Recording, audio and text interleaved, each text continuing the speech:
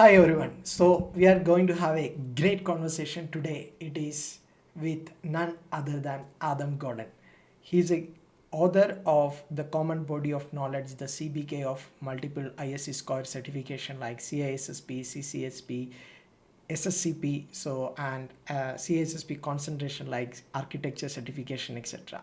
And it's going to be a great conversation. I want all of you to listen till the end, take a lot of notes, and get all valuable things which are going to discuss about the technological innovations, technological changes, what an organization need to take care when it comes to cybersecurity, and if you wanted to get into a career or if you are already in cybersecurity, what are the things you need to do to be more effective in this particular area.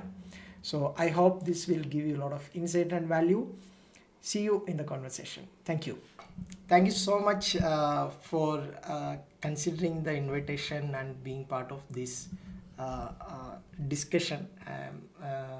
I'm not a person that to interview you, a legend, but thank you so much for being part of this discussion. The questions may sometimes seems very silly, but with your large expertise and experience, we need to have the response from you to bring in more best cybersecurity professionals in the world. That's what this is going to happen. Thank you so much once again for being part of this. And there is not much introduction is required about you. The whole world knows about who is Adam Gordon is. He's the author of multiple CBK from ISC Square. He's a board member, and sir is conducting a lot of trainings even for free of cost. Some of the trainings for CCSP I attended, I passed the exam. I'm so grateful for him and the contributions he's doing for the cybersecurity community as a whole. Thank you so much, sir. You're very kind. Thank you. It's a pleasure to spend time with you, and thank you for the invitation and the opportunity to spend time with you chatting and also with anybody who may listen. Thank you. Sir, if I ask you about your kind journey about the cybersecurity, because you have decades of experience, you have seen multiple this one. Can you just describe about your journey in cybersecurity? Of course. So I've been doing this, as you mentioned, Mahesh, for a long time.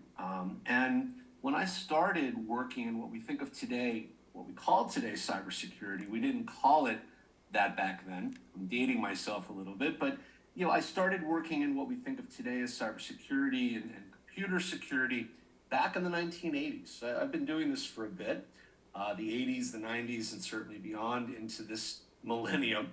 And when I started, we simply referred to what we do today as IT, right? You worked in IT. That's what you Yeah. told people. It's what you did, regardless of what area, because we didn't really differentiate back then. You didn't do cloud. There was no cloud. You didn't do cybersecurity. We didn't really think about security the way we do today. Then everything was on premise. You had data centers and server rooms located in organizations. And we still have a lot of that today. But today, much of that infrastructure has shifted, and it's either in a hybrid configuration or all cloud. And so companies have undergone transformations along the way.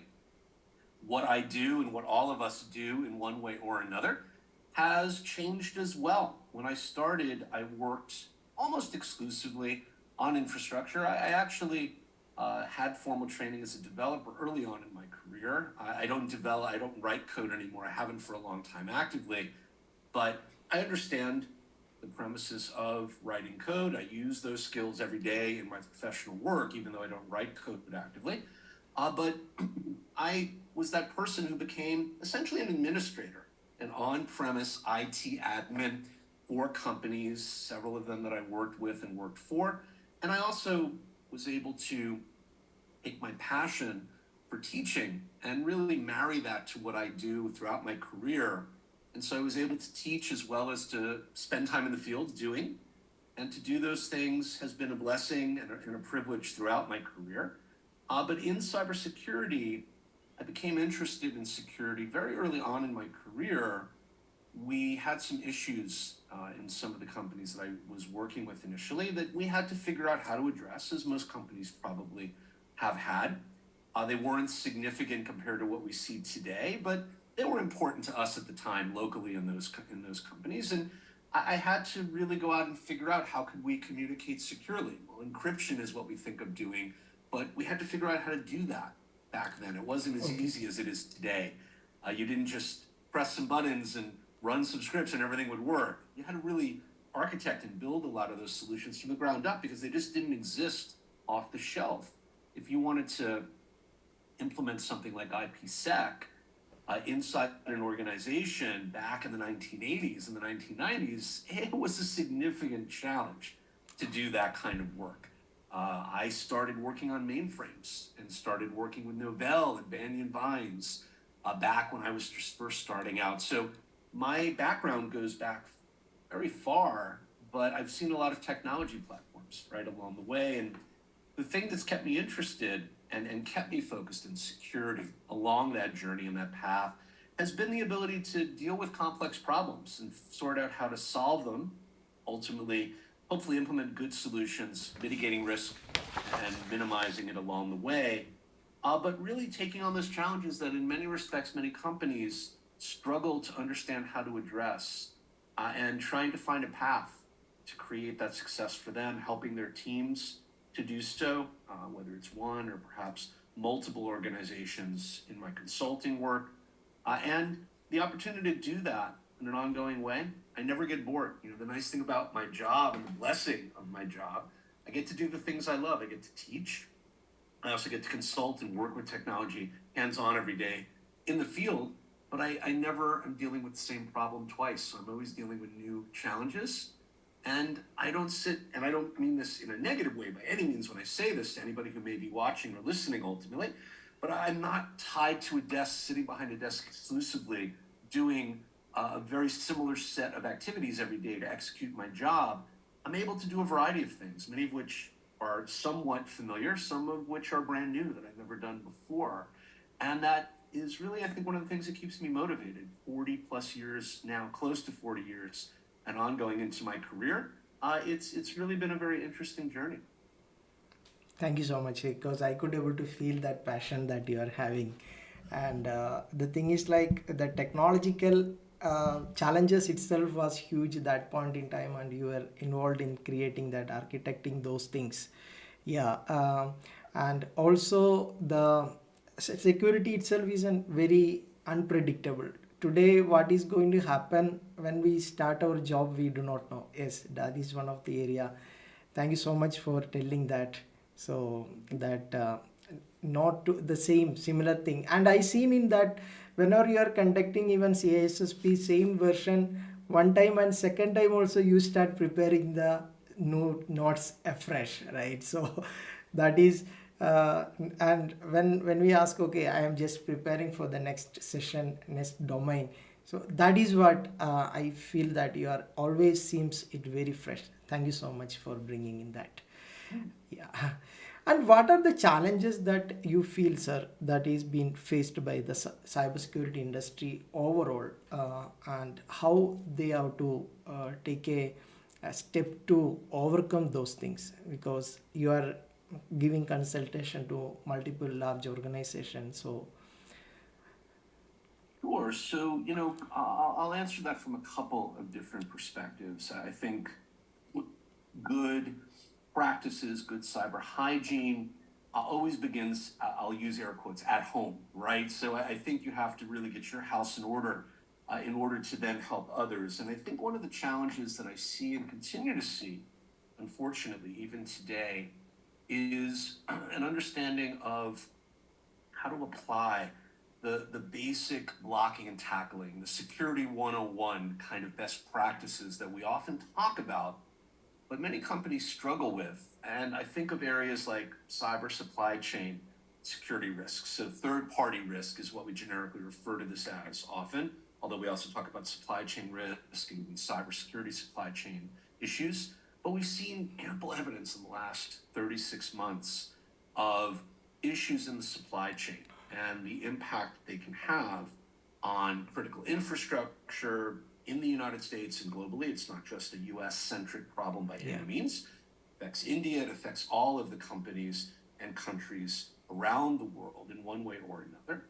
And a lot of the times, while these attacks are very complex, if they're nation state sponsored and are very difficult to defend against, there are also a very large number of attacks that are taking place that are a lot more relatively straightforward to defend against. I would hesitate to use the word simplistic because you never want to underestimate an attacker. And I think even the most simple of attacks, using the most simple of attack vectors, business email compromise, phishing are good examples, can be devastating if they're not addressed in the proper way. You don't have good incident response, you don't have good cyber hygiene, you don't have policy in place that training has essentially instilled right inside of the people, the teams in the organizations. They understand that even if there is an issue and somebody is unfortunately the victim of an attack, that we have to respond quickly. A no blame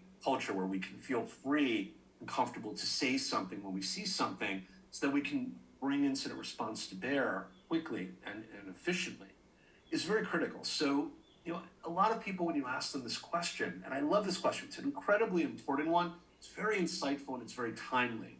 But when you ask people this question, and I speak to business leaders and country leaders and just people all over the world that should really have insightful things to say about this question, the problem I often find when I talk to people about this is that they're talking about things that are really critical as well. They're talking about the potential impact of artificial intelligence, for instance, at this particular moment in time. And I'm sure we'll have some more to say about that based on maybe some of the other questions you want to ask as we continue.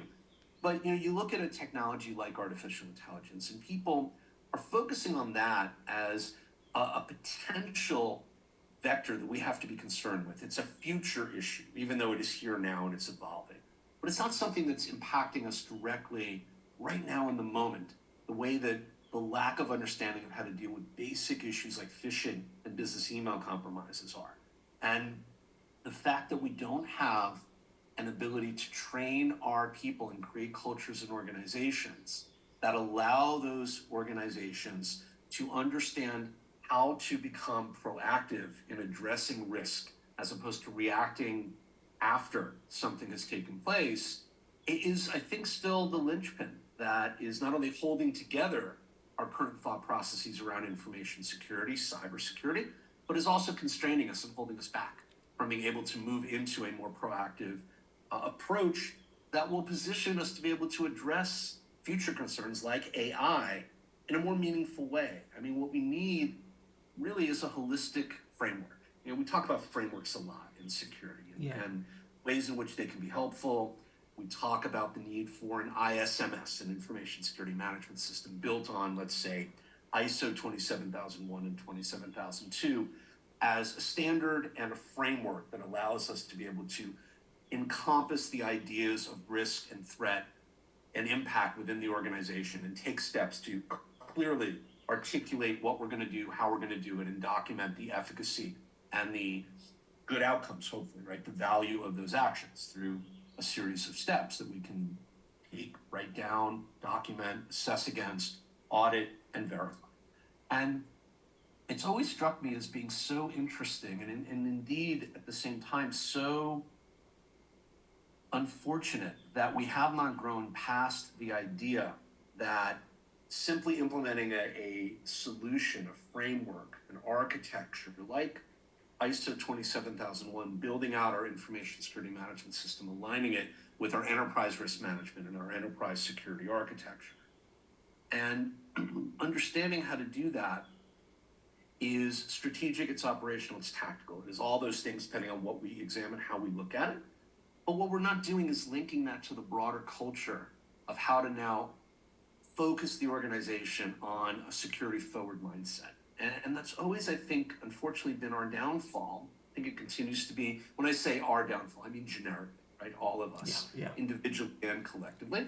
And I think the challenges we face are challenges of our own making, right? It's not that nation state sponsored bad actors and criminal syndicates are getting the better of us every day through malware and through critical infrastructure focused APTs and zero day exploits, they certainly are doing damage. But we could be more effective and efficient at helping our organizations to understand how not to fall prey to the basic kind of attacks that are just causing chaos.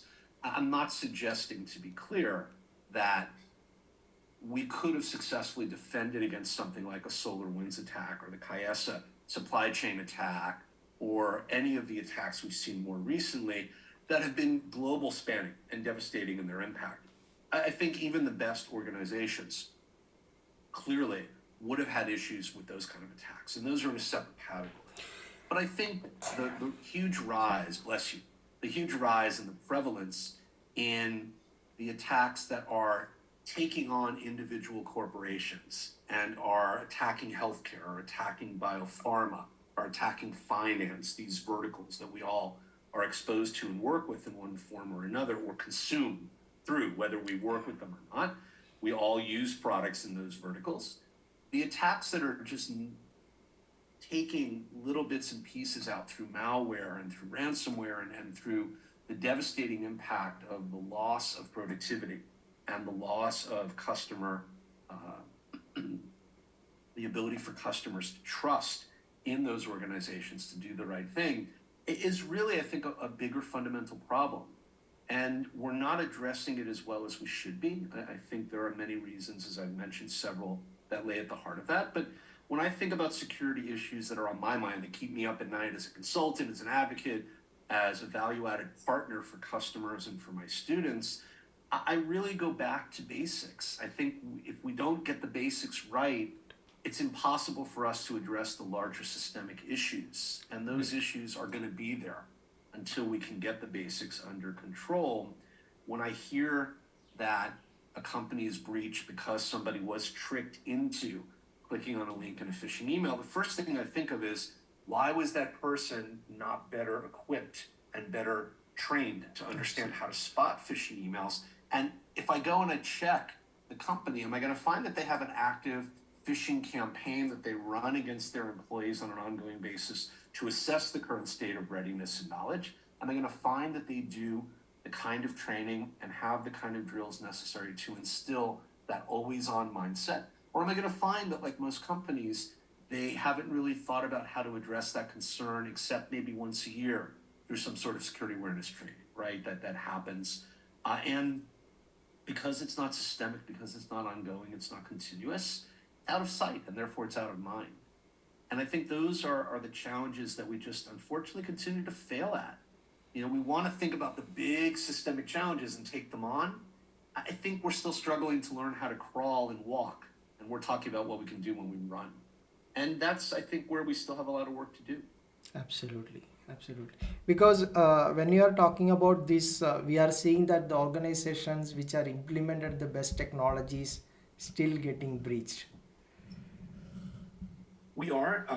Technology is one piece of the puzzle. You need good technology.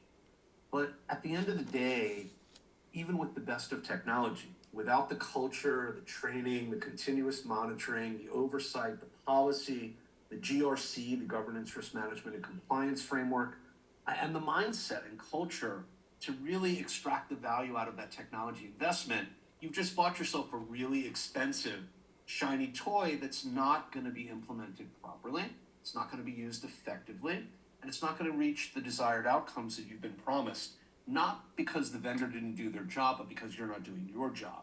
It's one thing if a vendor overpromises and their technology doesn't live up to expectations. That's very different. But assuming the technology is best of breed and really can do everything the vendor has told you it does, but you're not able to understand how to implement it and use it effectively, that's not the vendor's problem. That's our problem, right? We Yes. failed in the organization.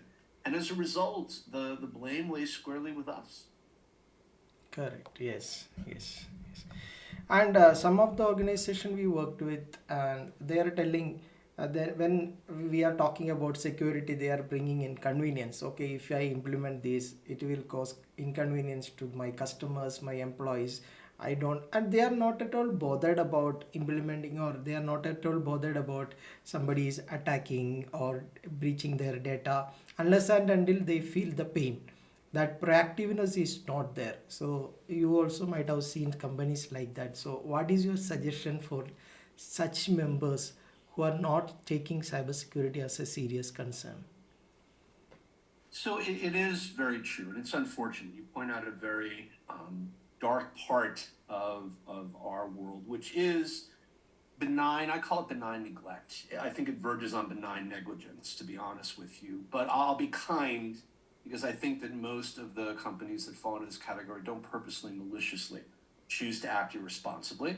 But I think, as you pointed out, they take a mindset or an approach, a position that indicates that A, as you rightly pointed out, Mahesh, they're not going to take on the monster of inconveniencing users. My take as a consultant and as a trusted advocate in organizations is yes, we definitely need a balance. You can't make security so onerous that people can't do their jobs, right? There are people out there that advocate for that. I think that's absolutely incorrect. And it's just not the right way to approach this. But at the opposite end of that spectrum, right? So two bookends, right? At the opposite end of the bookshelf is the other side that says, well, security should be something that is invisible and should never bother and appear to bother users. And I think that's absolutely incorrect as well. We can't be extreme on either end of the spectrum and expect to be able to achieve the desired outcomes that we are charged with and ultimately tasked with. I think we have to understand that there's going to be an element of inconvenience as we move to tighten up security, and that users have to be educated about why that inconvenience is part of the new normal. Okay. And as long as they are able to ask questions, to understand, and to feel that they are part of that process, I never want to suggest to a customer that that means that all the users are going to be happy. But our goal in security as practitioners is not to make users happy, right? I'm not in user experience. That's not my job. My job is to make sure that users are safe and that the corporate assets of the organization are secure. And somewhere along the way, we somehow changed that definition of what security means and how we do it to imply that we should be concerned about the fact that users may not like what we do. And I've always been an advocate for the fact that when possible, I firmly believe we should take the time, we should instill in users knowledge and understanding, because I think a blind dictate is never going to be something people will willingly get behind and support. But I also think that at the end of the day, you have to reach a point where you've given users the opportunity to understand what you're doing, you've explained to them the reasons why, and you then have to pick up and go do what you have to do. Users will follow because they would like to be able to do their job, almost without exception, all of them would. And you're not getting in the way of them doing their job. You're simply adding maybe a step or two. Maybe you're changing the way they go about it. Instead of doing it the way we've done it for 20 years, we have to learn a new process. Again, it's disruptive. And I understand change can be very, very scary, problematic, and potentially disruptive to an organization. But at the same time, change can also be a force for good. And I think we have to tell that story in a more compelling manner and explain to users that we're looking to change to make them safer, not to make them essentially more inconvenienced and unable to do their job. So I think there's that. I also think that companies, and I think this was, I love the way you put this, and I think it was a brilliant way to summarize the issue, that there are many companies that don't react until they feel the pain, right? Until they've been breached, or it's essentially something that has happened, maybe not to them, but maybe to a partner, maybe a trusted supplier, someone in their immediate circle that will make them take notice. And I often caution and I counsel many of the companies I work with that by the time you've decided that it's time to act, it's too late in most cases. Absolutely. Because you're waiting for those indicators of threat and compromise to appear on the horizon. By the time a bad actor has you in their sights, they're targeting you, all of the technology in the world is not going to stop that attack because they've already figured out how to breach the organization. They've done their due diligence, as much as I hate to use that word in relation to their activity, but it is true, right? Due diligence cuts both ways. They've done their due diligence. They've taken the time, and probably through reconnaissance and through a series of steps that we would generically refer to as the attack vector, right, the mechanism they use to attack us, but the broader spectrum of essentially a reverse pen test where they're probing us to figure out our weaknesses, but then use that information against us. They've gone ahead and they've done their due diligence, they've done the intelligence gathering, they've gotten into the systems, and they're now choosing the right time to strike. They've probably been there for a while, they're persisting, we're not aware of them, and it is now a race against the clock. It's unlikely we're going to stop them before they do damage, but we may be able to contain them, prevent them from doing any more damage if we are aware of where they are and what they're doing. But that gets into a whole other set of questions. Do we have the right incident response capabilities in the organization? When was the last time we tested those incident response capabilities? How up to date are they? If we are running a relatively up to date technology stack and we have a SOC capability that is continuously monitoring and assessing and through the blue team and perhaps purple team efforts of that organization, capability is internally vulnerability assessing, internally pen testing our resources ongoing, we should find those attackers that are laying in wait and persisting, and we should be able to essentially geofence them off and put a fence around them and remove them before they can do harm. But very few organizations have that forward look capability, right? Yes. Most of them are using a SOC as a continuous monitoring alerting mechanism so they can react in near real time, but they're not forward thinking and proactively trying to go out and hunt. And threat hunting is very different than threat reacting. Yeah, and it's a very different mindset, very different culture, and you need a lot of resources. I don't want to make light of the fact that this is not a cheap set of capabilities to deploy, to nurture, and ultimately to own. You're talking about companies that have a lot of money that can actively go out and threat hunt, which is why I'm very glad to see that organizations across the board, especially in the cloud area, Microsoft, Google, Amazon in particular, Dell as well, Oracle to a lesser degree, but even Oracle, are really investing heavily in threat intelligence capabilities and threat management capabilities across their platforms so that they can offer those services to customers that don't have the ability to create them for themselves.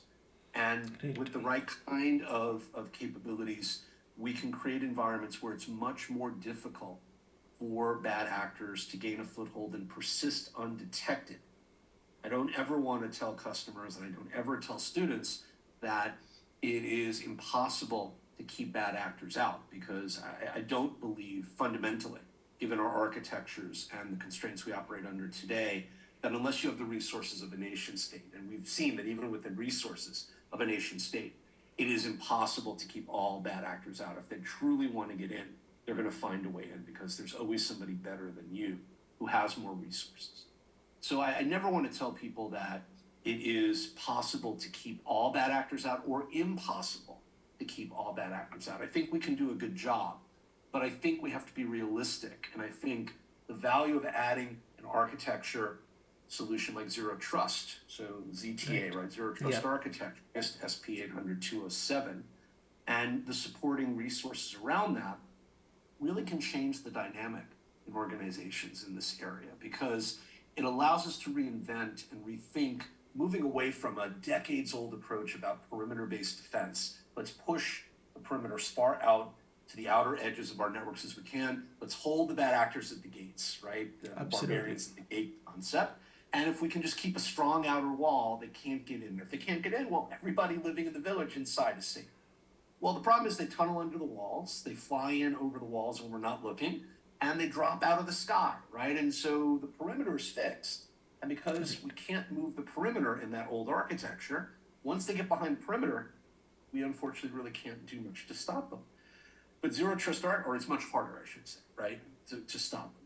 And Zero Trust architecture is really a definitive reimagining of that. We pull back those perimeters and really imagine through microsegmentation and scoping how to narrowly define the exact assets that have to be protected at which levels, and create those enclaves at the appropriate areas that allow us to safeguard those assets. But we then have to be comfortable saying, you know what, not all assets are equal, and not all assets should be protected. And we have to pull back from things that we may normally have protected in prior iterations of a thought process that was fixed perimeter based right at the network edge. So it's a very different world as I look out on it today. It's a very exciting world, but I think companies that are stuck in that mindset of the past are continuing to struggle. And I think that Yeah. the challenge for them is how do they reimagine their technology, their culture, their mindset, their ability to forward think, be able to deploy resources that will allow them to survive and thrive. Because we're going to have two kinds of companies in the next 5 to 10 years: companies that are forward thinking and are moving ahead and are surviving and thriving in the kind of wild new worlds of AI, quantum capabilities, of technologies that are going to revolutionize yet again the way we imagine and work with information and enable all sorts of interactions we can't even begin to imagine today. And we're going to have companies that are stuck in the past, that are just slowly but surely becoming less relevant and are being picked off Right. by bad actors and are being destroyed as a result of their clinging to that old defensive architecture that is really irrelevant. People don't realize it, but it's no longer valuable. It just doesn't work anymore. And we have to find something better.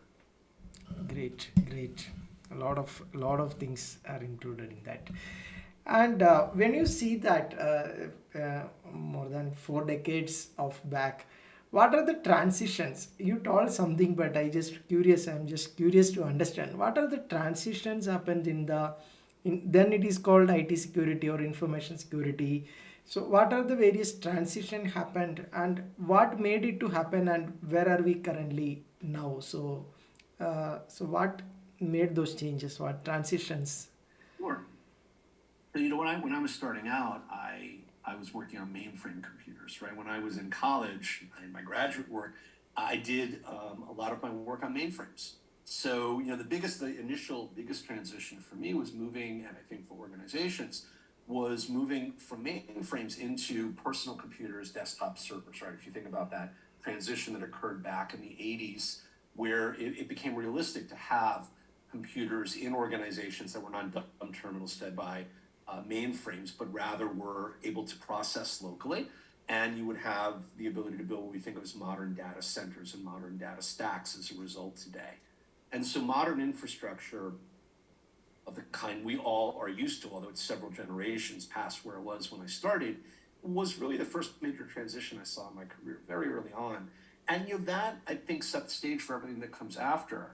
You fast forward into the 1990s, you have, for instance, Novell and the bindery and what we think of as now eDirectory and LDAP-based directory services. They were the first that pioneered that technology in a meaningful way.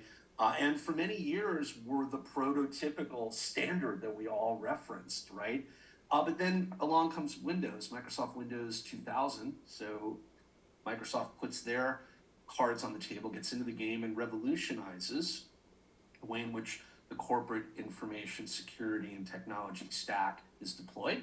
We go from a flat directory service with primary domain controller, backup domain controllers, plural, in domain, if you will, to a revolutionized forest, tree, and domains, plural, structure that's hierarchical and multidimensional, built, although Microsoft doesn't really ever acknowledge this and certainly doesn't give Novell credit, but built on the ideas that Novell pioneered, right, in their work with the bindery and directory services. And as a result, changed the way the world operates. I mean, if you think about what the world was like prior to 2000 and what the world was like after 2000, when Active Directory, or what we think of it today as being Active Directory, was becoming the standard for directory services globally, at least in the corporate world anyway. There are many other directory services, don't get me wrong, but that's the most widely deployed, most widely used directory service commercially that we use today, or derivatives of it. Azure Active Directory, and of course all the other cloud providers, AWS and Google, and the directories that they provide, although they provide working copies of the Active Directory based on Windows as well for their customers. So it's pretty much ubiquitous today.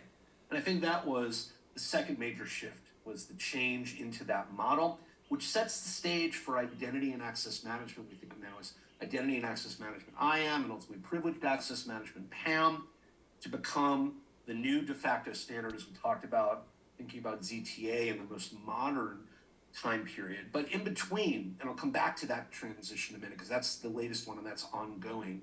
But after Windows and Active Directory comes on the scene, you fast forward and virtualization had really become a thing. It was already a thing around the late 1990s into the 2000s, but not the way it would become in the early 2000s. VMware and Citrix were setting the stage for this technology. And the transformation of the modern application and desktop centric management capabilities through VDI. Citrix owned that market for years, XenApp, Zen Desktop, and their ability, WinFrame, MetaFrame, early versions of that technology, right, going back many generations, and virtualization. VMware's capabilities in that arena. Microsoft got a very late start there, picked up and ultimately, I think, beat them at their own game over time.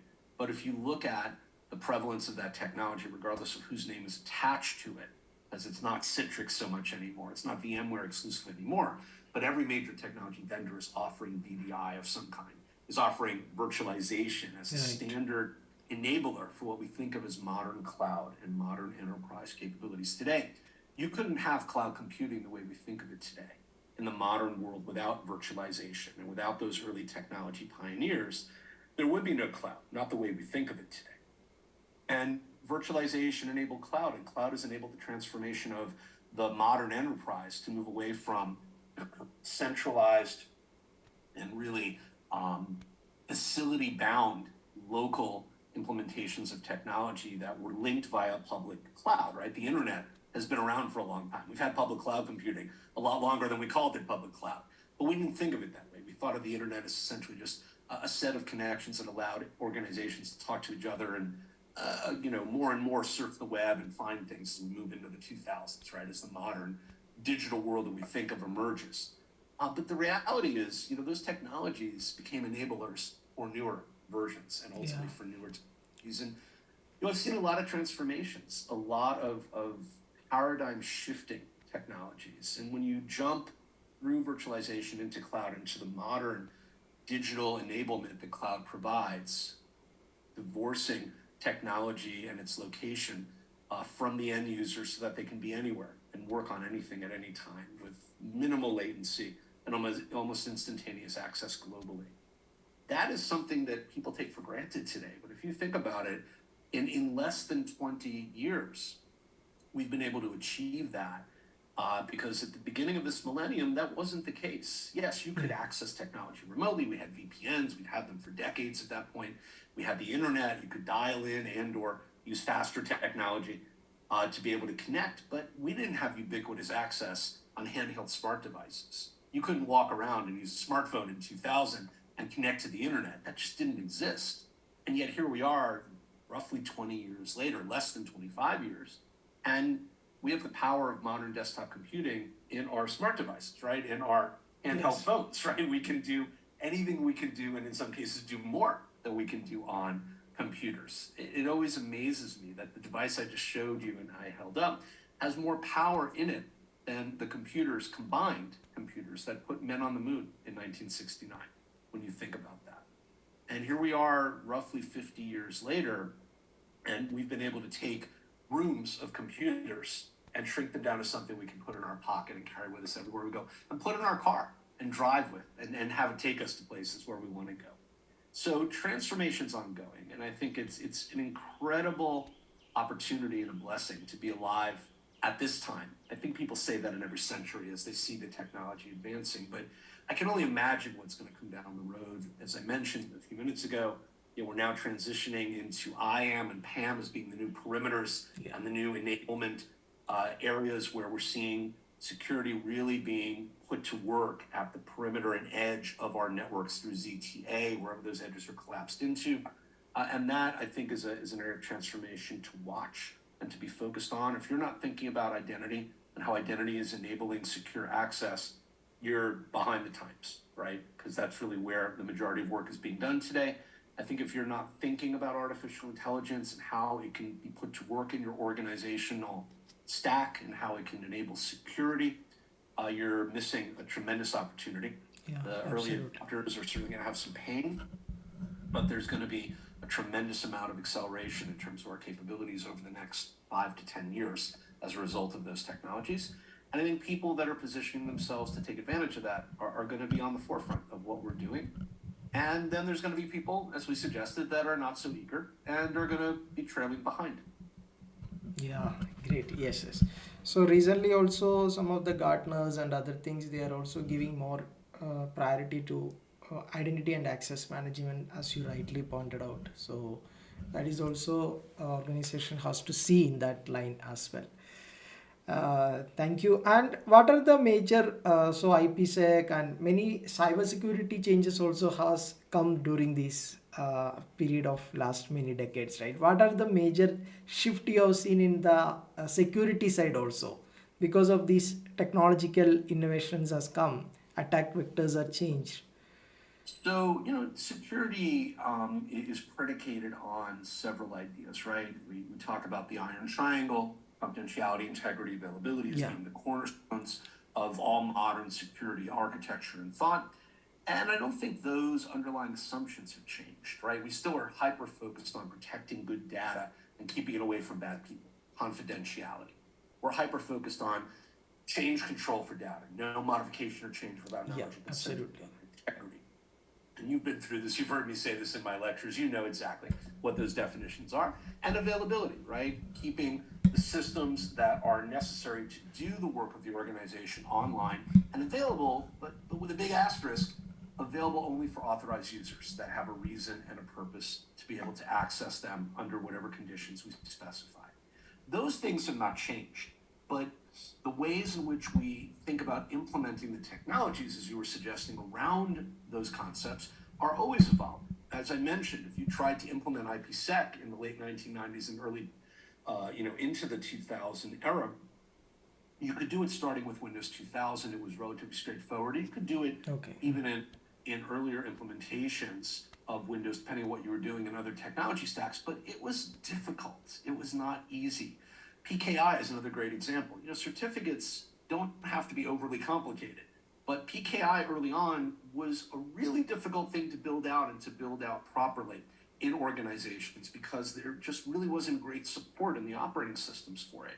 So when we look at the underlying enablement technologies, secure protocols that could be used to encrypt data for various transmission needs or storage needs or use needs, right? Because we always want to think about data in motion, data at rest, and data in use. And encryption should be applied one way or another across all of those areas of the data lifecycle.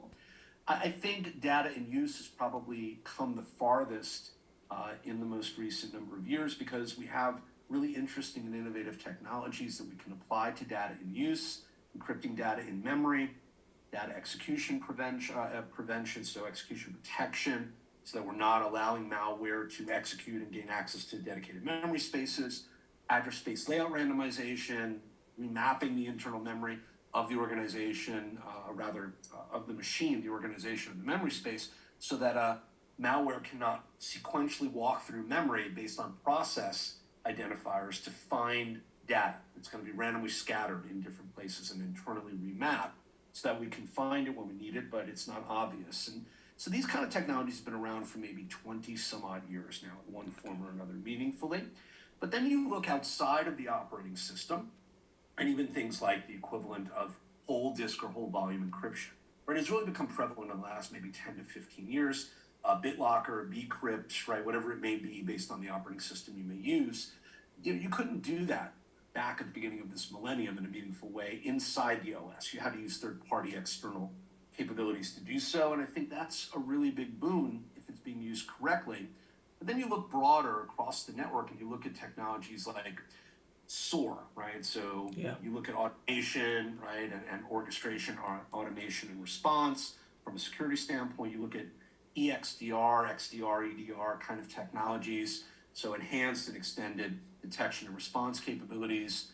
You look at the use, as we mentioned a few minutes ago, of artificial intelligence in the ability to do near real-time analysis of data flows so we can pick out what are suspicious flows, where it has become a problem.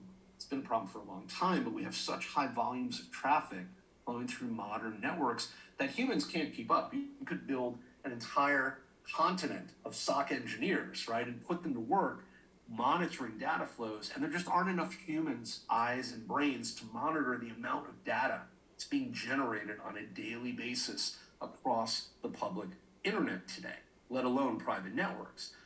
We get something like a trillion with a T individual telemetry points and signals every day coming through threat intelligence gathering networks like Microsoft's, Amazon's, Google's, right, globally. So if you're creating a trillion individual data points, humans are not, and that's daily, that's not an aggregated amount. That is a by day, every day, brand new amount of data. Humans can't keep up with that. We just are overwhelmed by the amount of information that's Yes. being produced. So I think the advent of the ability to bring artificial intelligence, machine learning, natural language capabilities to bear, be able to visualize and assess that data and assist humans in prioritizing, right? So that we can then focus on areas that seem to be in need of our attention, maybe even make decisions. People hear this, they get all freaked out. Let me finish my thought before you worry. Yeah. Make decisions for us in certain cases, not about whether we think this is a good or a bad person. I should drive the car this way or that way. That's a debate that other people can have, and I'm not interested in speaking about those kinds of ethical and moral questions about AI, but rather, can I respond to this incident because I know it to be a bad actor? And can I lock down that inbound port? Can I lock down that egress channel so they can't move data out? Can I redirect traffic into a black hole so I can prevent them from communicating? I think those are perfectly acceptable, and those should be activities that we embrace and allow AI to take on. Again, it may be controversial for some people, and I know there's a lot of concern about the potential for AI, even if it's doing what we think of as good general work, to get out of control. We've all heard those conversations, and I don't want to say in one way or another that I think it's a good or a bad thing. And I think we have to be very cautious about how we choose to move forward, as I think prudence is a very important element of this conversation. But having said that, I think we've already seen that there are definitely places where applying that technology with the proper human safeguards and oversights Yeah. has tremendous enablement capabilities, right? And allows us to force multiply our opportunities to interdict and to bring early stage attacks to a successful close quicker than we would if we had to rely only on humans trying to sort out the data and figure it out. We know from experience that if we intercede early in the kill chain, we're more likely to be successful. Yeah. And by the time an attack is active and we have to defend against an actual attack that's actively inbound, we've missed our chance to intersect the kill chain early enough to try to prevent harm. Now it's a question of how much damage are we going to sustain before we can fend off that attack. And some of the massive DDoS attacks that we've seen in the last year, they keep getting bigger in size. We see these every year. We're always amazed at the amount of traffic, and then it gets bigger the next time. But you look at some of these multi-petabyte, crazy number, terabyte, petabyte, exabyte kind of attacks that we're seeing across the internet. And I think it's only a matter of time before we come to realize, at least those that are thinking about this come to realize, that those are not individual humans acting. Those are artificially controlled and artificially intelligent endpoints. And if we want to be able to defend against those endpoints, we need to have the same kind of capabilities and the same kind of technology at our disposal.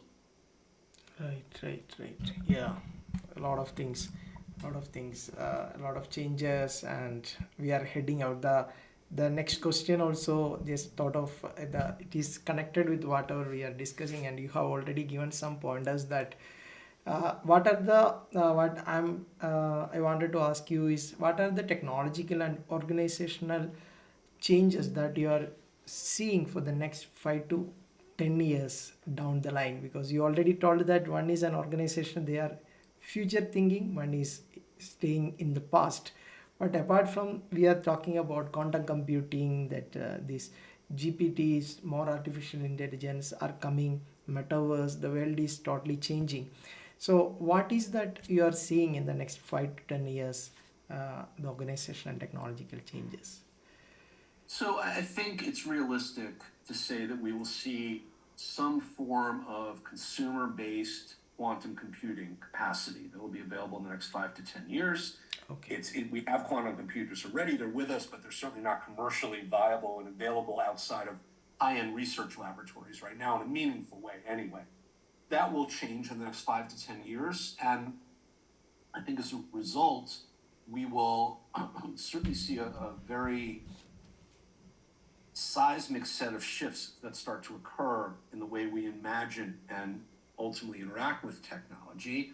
It's still going to be a very high-end technology. It's going to be very expensive. You're not going to have a quantum computer in the palm of your hand in 5 to 10 years, the way we do a smartphone today, for under $1,000 US, right? That's not going to happen in the next 5 to 10 years. But quantum computers will make their way into organizations and technology stacks through specific use technologies in the next 5 to 10 years in one way or another, probably cloud-based and cloud-enabled, I would suggest, and most likely would think that would be the primary way we see them initially.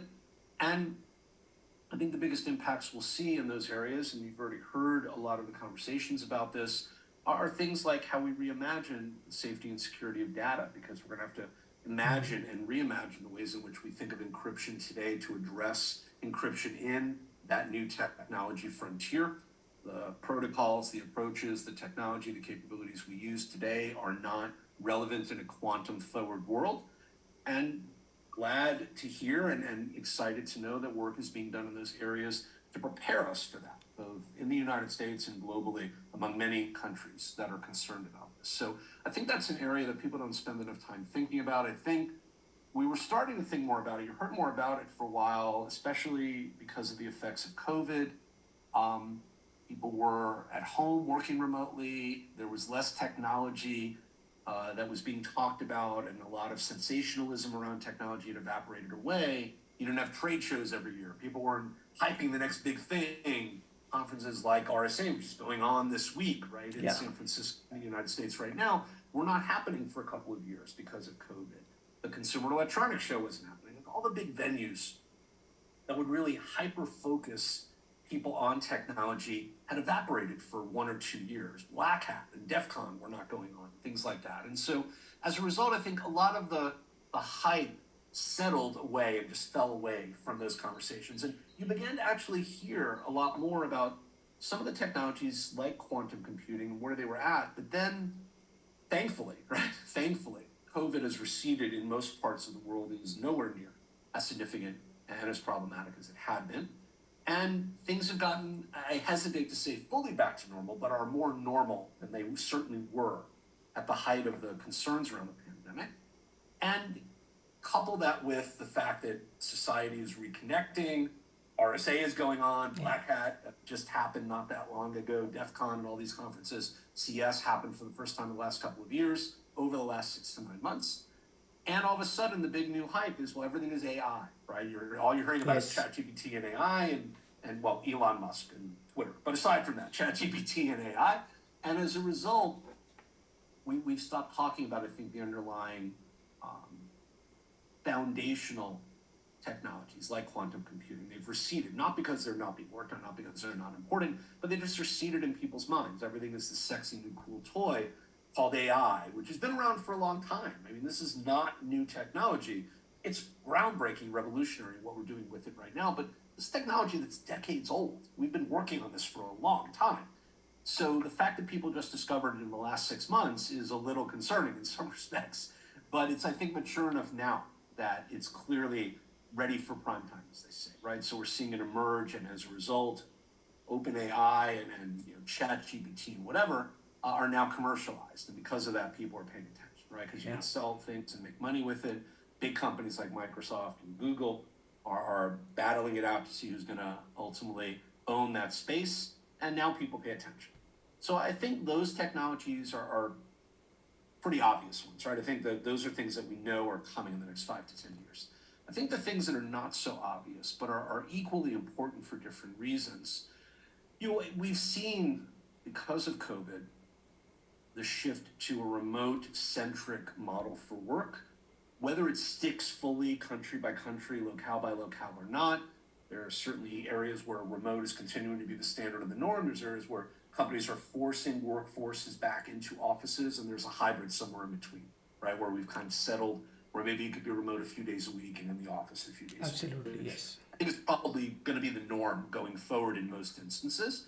But we've had to reimagine technology and the way in which we imagine security and the use of technology to support it as a result of that shift. I mean, that shift was a seismic shift in the technology and security worlds that occurred, but it occurred at a time where there was such chaos and such unrest and just such awful things occurring because of the pandemic that people didn't really pay attention to. We just put our heads down and tried to get through it. But I think the technologies that are going to emerge in the next 5 to 10 years to support and reimagine the way in which we work remotely are going to be very, very important, because we're going to see an emphasis. We've already moved away from traditional VPNs, for instance, agent-based, software-based VPNs. Almost Absolutely. everything is web-enabled through a layer 7 WAF gateway of some kind today. So a software, free VPN, if you will. It's really just a web service through an API that we can use to securely access data, and the ability to, either through a hybrid or all in cloud, multi-cloud model, provide ubiquitous access to data globally, but to do so securely, and reimagine the way we consume that data as a result. The form factors, the technology, the software, the services, microservices especially, are transforming along with containerization. The way in which we provide those services, and as a result, the way in which they're being consumed.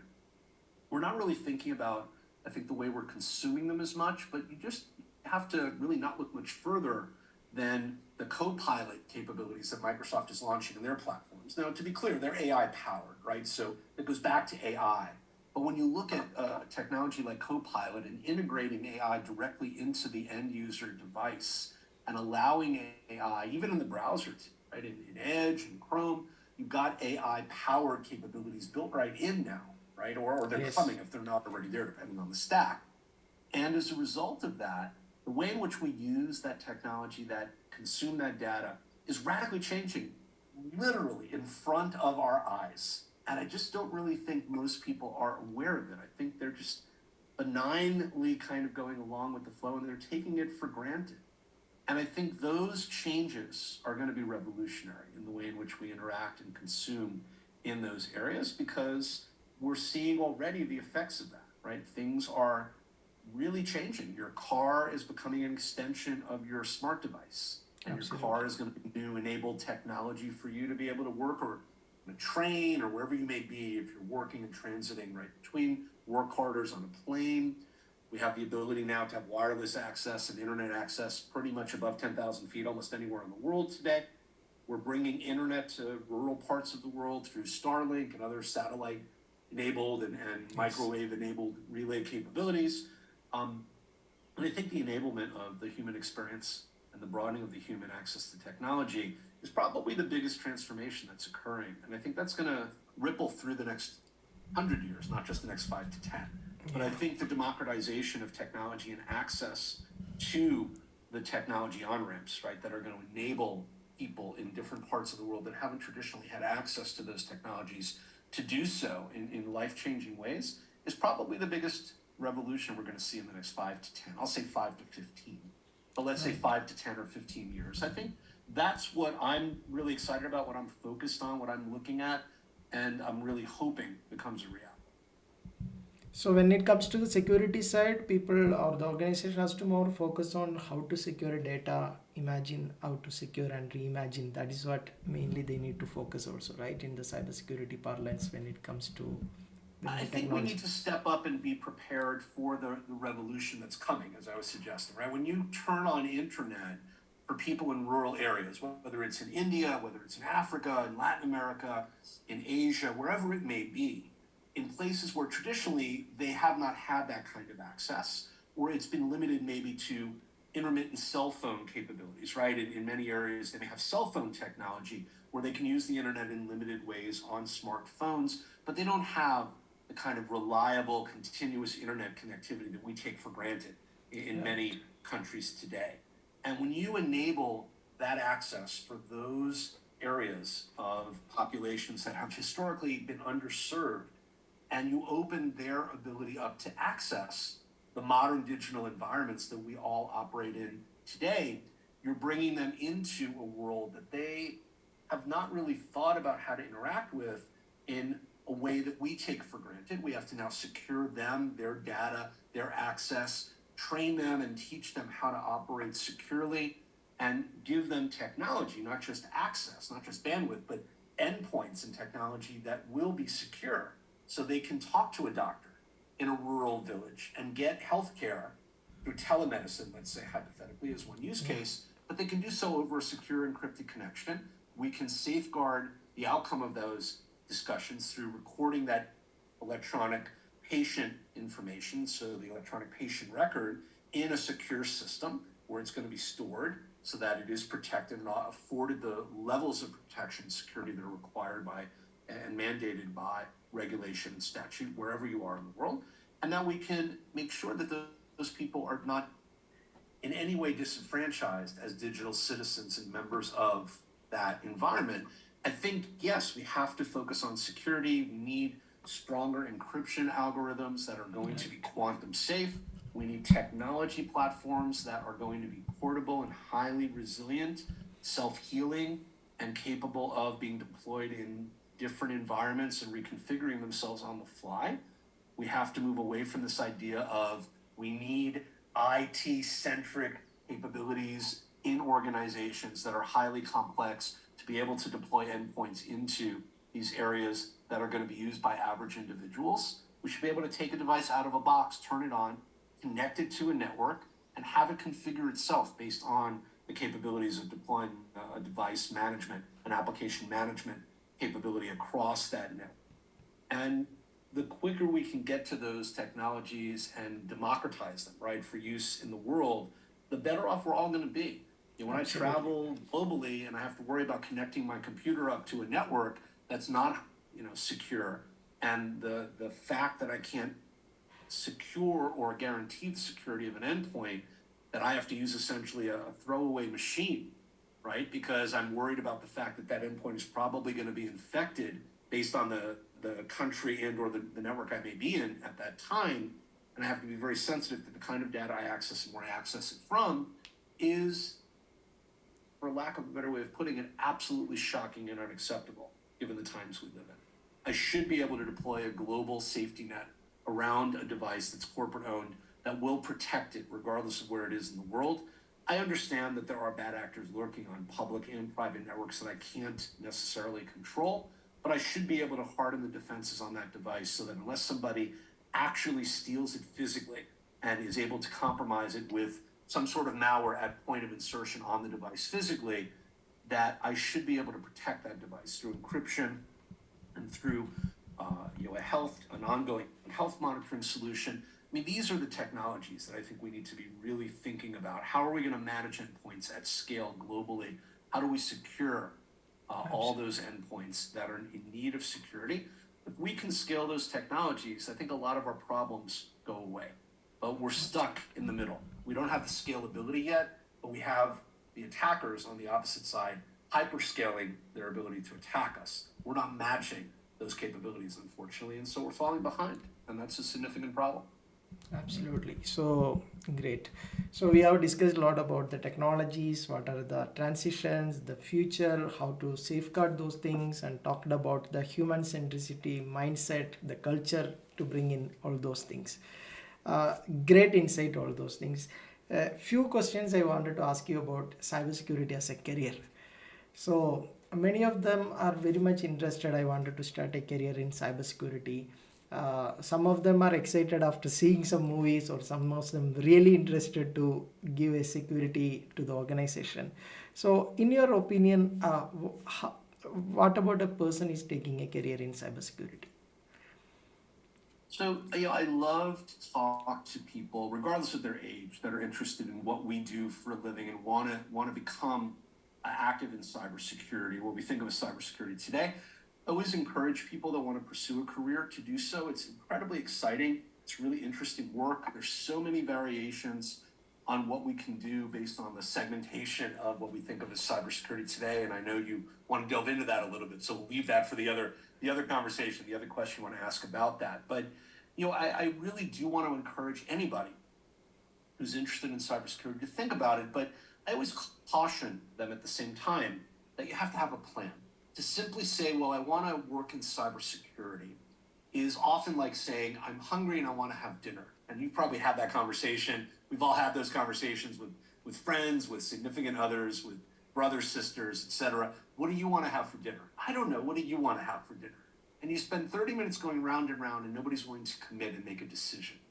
And I think a lot of times when you talk to people that are looking to break into cybersecurity for a career, the piece that's missing for them, I think the reason they find it to be challenging and harder than it has to be, frankly, in many respects, is that they haven't really done enough research up front. They haven't exercised due diligence and they're not acting with due care because they haven't really thought about what it is they're passionate about, what they have an interest in, what a deep, abiding problem is that they want to take on and become active in cybersecurity to address. They've just become enamored with the idea of being in cybersecurity. They don't really understand what it means. And so when I talk to people about what I do, and I do a variety of things, I always try to challenge them and say, well, you can become a vulnerability analyst. You can understand how to deal with vulnerability assessments. You can become very sexy, very cool, a pen tester. Everybody wants to be a pen tester and a red team person today. You hear a lot about that. They have a really good marketing campaign, right? So you get a lot of interest in that. You can become an application security person working on AppSec and working on how to create secure code. You could go to work in a SOC and become a SOC analyst, working essentially on the blue team as opposed to the red team side, doing incident response. You could be somebody who's specializing in cryptography and the implementation of secure algorithms. You could be a network security engineer, a network security architect. You could become a cloud security engineer, a cloud security architect. You can work on the compliance side. There are so many different areas under the broad umbrella of cybersecurity today. And I think most people don't really understand that. They don't understand that we have job roles that are policy and compliance based. We have job roles where you roll your sleeves up and you're in the field, hands-on, working with technology. We have design and architecture roles. So there's a variety of things. I mean, there's really room under the sun for just about any kind of job you want to do in cybersecurity today. I think the challenge is really finding what you're passionate about. And that's what I counsel people to do. It's great to say I want to be in cybersecurity, but what really gets the job done is saying I want to be in cybersecurity because I'm really interested in reverse engineering malware. Okay, you want to become, basically a malware engineer. You want to be able to reverse engineer malware, understand how that's done so that you can deal with threat hunting and understand how to help us become better at defense. Great, we've got job roles for those things, right? You can take your pick. So I think, as crazy as it might sound as an answer to the question, I think the military in any country in the world, almost without exception, I've worked with a lot of them in many countries in the world over my career. I think the military does a great job in this area because they hyper scope and hyper narrowly define job roles for everything you do. When you join the military, you are given a designation and you're put into a specific job role. And that job role is absolutely 100% defined beyond any reasonable doubt. Everything you're going to do is part of that job description. And you are drilled on those responsibilities, right? I mean, that's how the military works. And when you see people that are very successful in the corporate world, especially in the security aspect, in the IT aspects of the corporate world, a lot of times they have a military background. They're often veterans. They've come out of the armed forces in whatever country they may have lived in or served in. And they have that focused mentality about defining and scoping the mission requirements, articulating them clearly, and then figuring out how to find the right resources to execute against that plan.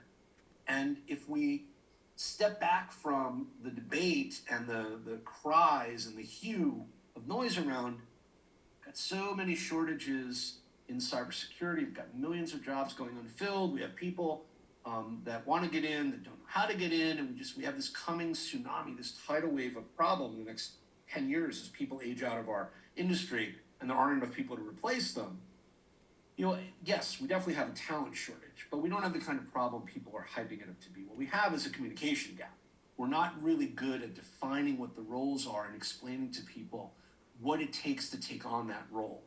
When you have a certification entity like EC Council, as an example, who for many years, to their credit, I like to give credit where credit is due. I also like to call out vendors when I feel they've acted in inappropriate ways. And I'm going to do both right now for EC Council, just so everybody knows.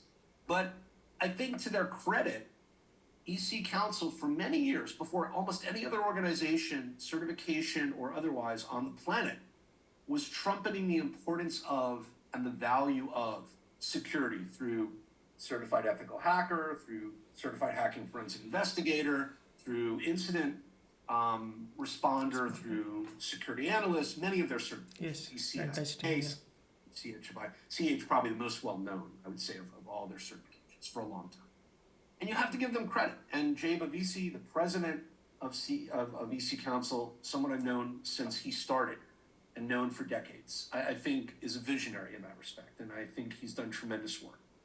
But at the same time, when you look at an organization like EC Council that is positioned to be able to have a huge impact on helping people to understand how to break into cybersecurity, because many people around the world know this organization, they look to it and value its certifications, look to it for guidance, and believe fundamentally in the value of the teaching, the training, and the knowledge they provide, and rightly so.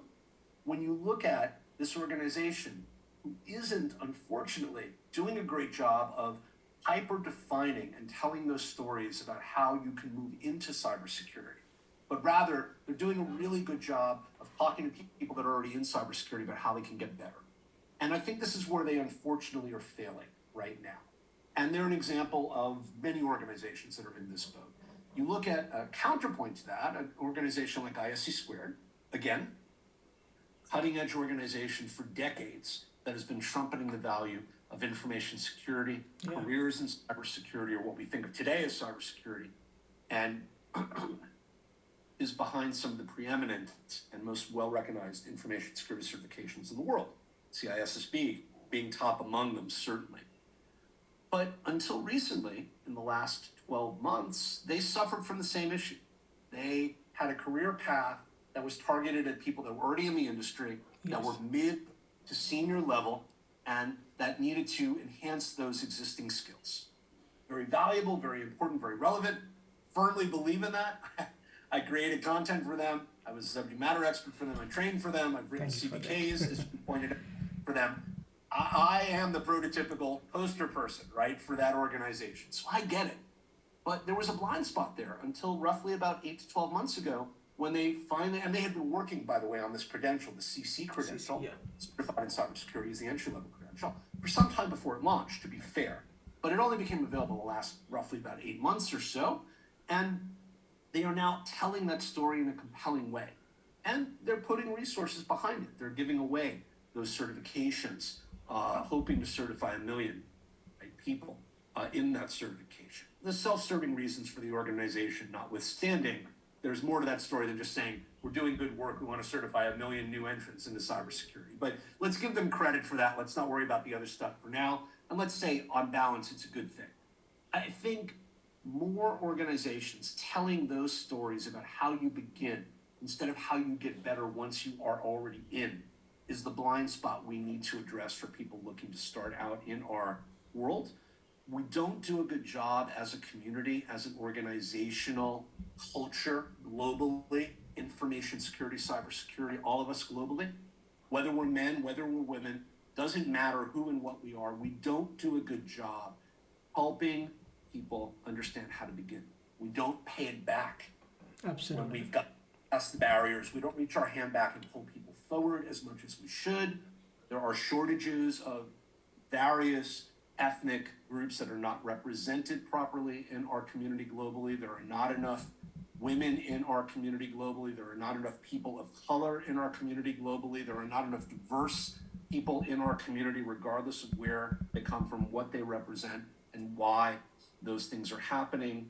It's just unfortunate, and it shouldn't be the case. We, whoever we are, the gatekeepers, should be breaking down those barriers and inviting people to come in and giving them a path that includes mentorship, internship, sponsorship if necessary, and knowledge transfer so that they can feel comfortable becoming a member of our community instead of continuing to put up walls that exclude them and tell them, well, if you only try harder, if you only give it more time. When we write job descriptions for entry-level jobs that require years of experience in technologies that most people that have worked for 15 or 20 years don't have, it is a clear indicator that the gatekeepers are looking to keep people out, not allow people in. Yeah, absolutely. Entry-level jobs should be just that. They should be jobs that don't require much, if any, experience, and that you should be given the experience you need on the job in order to facilitate your success, which should, by the way, include training and certification as a requirement, not a benefit, a requirement for you, so you are building the skills you can then take forward as you move into a full-fledged version of that career 16, 18, 24 months in and down the road. To continue in this day and age to say that the main entry point for cybersecurity is to work on a help desk and hope you get picked up, is to work as a junior level admin and hope you get picked up, is a travesty. It's absolute shame, and it's unfortunate. It's a black eye for us as a community globally. And I think we don't do enough, and we don't have enough of a vision strategically to enable people that are passionate about doing the work of cybersecurity to allow themselves to explore and find out where they fit in. And I think until we change that mindset, we're going to be having the same conversation. Why aren't there enough people doing the right things? Why aren't these people represented? Why don't we have more women of color, more people of color, more people of any generation, of any stripe, of any religious, ethnic, or any kind of background or thought process? Why are those people underrepresented? Why does the majority of our industry globally, unfortunately, why are the majority of those people white males? And let's just be honest about that, because that is unfortunately where many of those positions are held, and they're held by those people, someone like me. And the reality is, we need to diversify. And the only way we do that is by opening up the ability for people to have really clear, articulate job descriptions, really clear understandings of what we do and the reasons we do it, and to enable them to make good choices. Let them apprentice, let them intern, let them learn by doing. There's no substitute for the value you build into someone's ability to become a lifelong learner by enabling them to figure out how to do those things in an environment where they're going to have to apply that knowledge. And I think if we can do those things, we're going to change the dynamic about how we incorporate people into our community. We're going to empower our community to do the work we need to do. And we're going to overcome a lot of the challenges, including the talent gap and the skill gap we have. There definitely are jobs going unfilled in the United States and globally. There's no doubt about it. Absolutely, yes. Look and see that we need more people. But at the same time, there are some countries that are doing a much better job at filling those gaps. The UK is a very good example. India is an incredible example. It has been for a long, long time. The schooling system and the technical tracks you can get into and then go into those colleges, right, and those programs where companies are essentially running private universities to train developers and train IT professionals and give them a path directly into the company so they can then put those skills to work. And it's hard. It's unforgiving. It is a tough road. You don't get paid a lot initially. You have to put your time in, and it is grueling. I don't want to undersell any of those aspects of it. But it is a system that is churning out tens of thousands of qualified professionals to do the work that needs to be done, and has, by the way, for a long, long time. So there are companies and countries that are doing this in different ways that are making success happen. But there are countries and companies that are stuck in the past, like anything else. And they're unfortunately not enabling, but disabling, right, that career path for people. And it's unfortunate, but it's up to people like us to try to change that. Thank you. So that should be a paradigm shift actually when if it happens, and I hope it will be. I hope it's a loud shift that gets people's attention. I hope I'm around to see it. I hope I'm still working in the industry when it occurs. I think it's happening slowly, but I think there's a lot of entrenched interests, and it's very hard to overcome that inertia is the problem. So, as per you, what needs to happen from a candidate point of view is to do a lot of research while getting into cybersecurity, or anything other than this also they can do to break into cybersecurity from a candidate's point of view also. Sure. So I think one of the biggest areas that's under represented, and I think people don't think about, and I think it is, I don't want to call it low-hanging fruit, but I think it's so obvious that people just ignore it, and therefore I think it is low-hanging fruit with not just cybersecurity. This is the case for any job you look at anywhere in the world, but in particular for cybersecurity, you really have to brush up on your soft skills. People often overlook the value of soft skills. Being able to communicate effectively in an audience relevant manner, being able to write effectively and create presentations and deliver those presentations to different audiences is a skill, and you have to practice and learn that skill. It's not taught in school the way it should be these days. Generations these days, the younger generations, are walking around most of the time with their nose buried in a phone. It's rare they interact with other humans face to face. If you have children, you know this firsthand. Those of you listening to us, if you have children, you know this firsthand. And the reality is that somewhere along the way, we figured out that it was better, safer, easier, more comfortable. I don't know. I'm not of that generation. I prefer to talk to people face to face, look you in the shake your hand when I talk to you. I don't want to talk to you on a phone if I don't have to, and I don't want to communicate and think that communication is texting or sending you an email. There's no context. It's just for a variety of reasons. It's just not the proper way and the easiest way to do things. But me being generational and perhaps mired in my beliefs notwithstanding, the reality is, I think soft skills are one of the secret weapons that people that are looking to break into cybersecurity can have at their disposal if they're smart. Because if you're really good and you have good soft skills, you are going to be attractive as a candidate to companies in that space, especially for entry-level jobs, where they can teach you what you need to know to progress and become more senior. But ultimately, the problem is that the soft skills are very difficult to teach, right? So it's hard to teach somebody how to have a professional level of demeanor and to communicate effectively with senior people in their organization in an audience relevant manner if they haven't really ever been taught how to do those things. It's very hard for companies to then manage those people, and they have to bring in people to manage those people that know how to do those things. It becomes a very complicated human capital problem. If we give people soft skills and really focus on those soft skills up front, those people are going to be much more valuable. So I counsel the people that I work with that are looking to break in to focus on and really highlight their soft skills, both in their resume or their CV, how they tell their story, whether it's a presentation or a portfolio that they're making to represent themselves as part of that.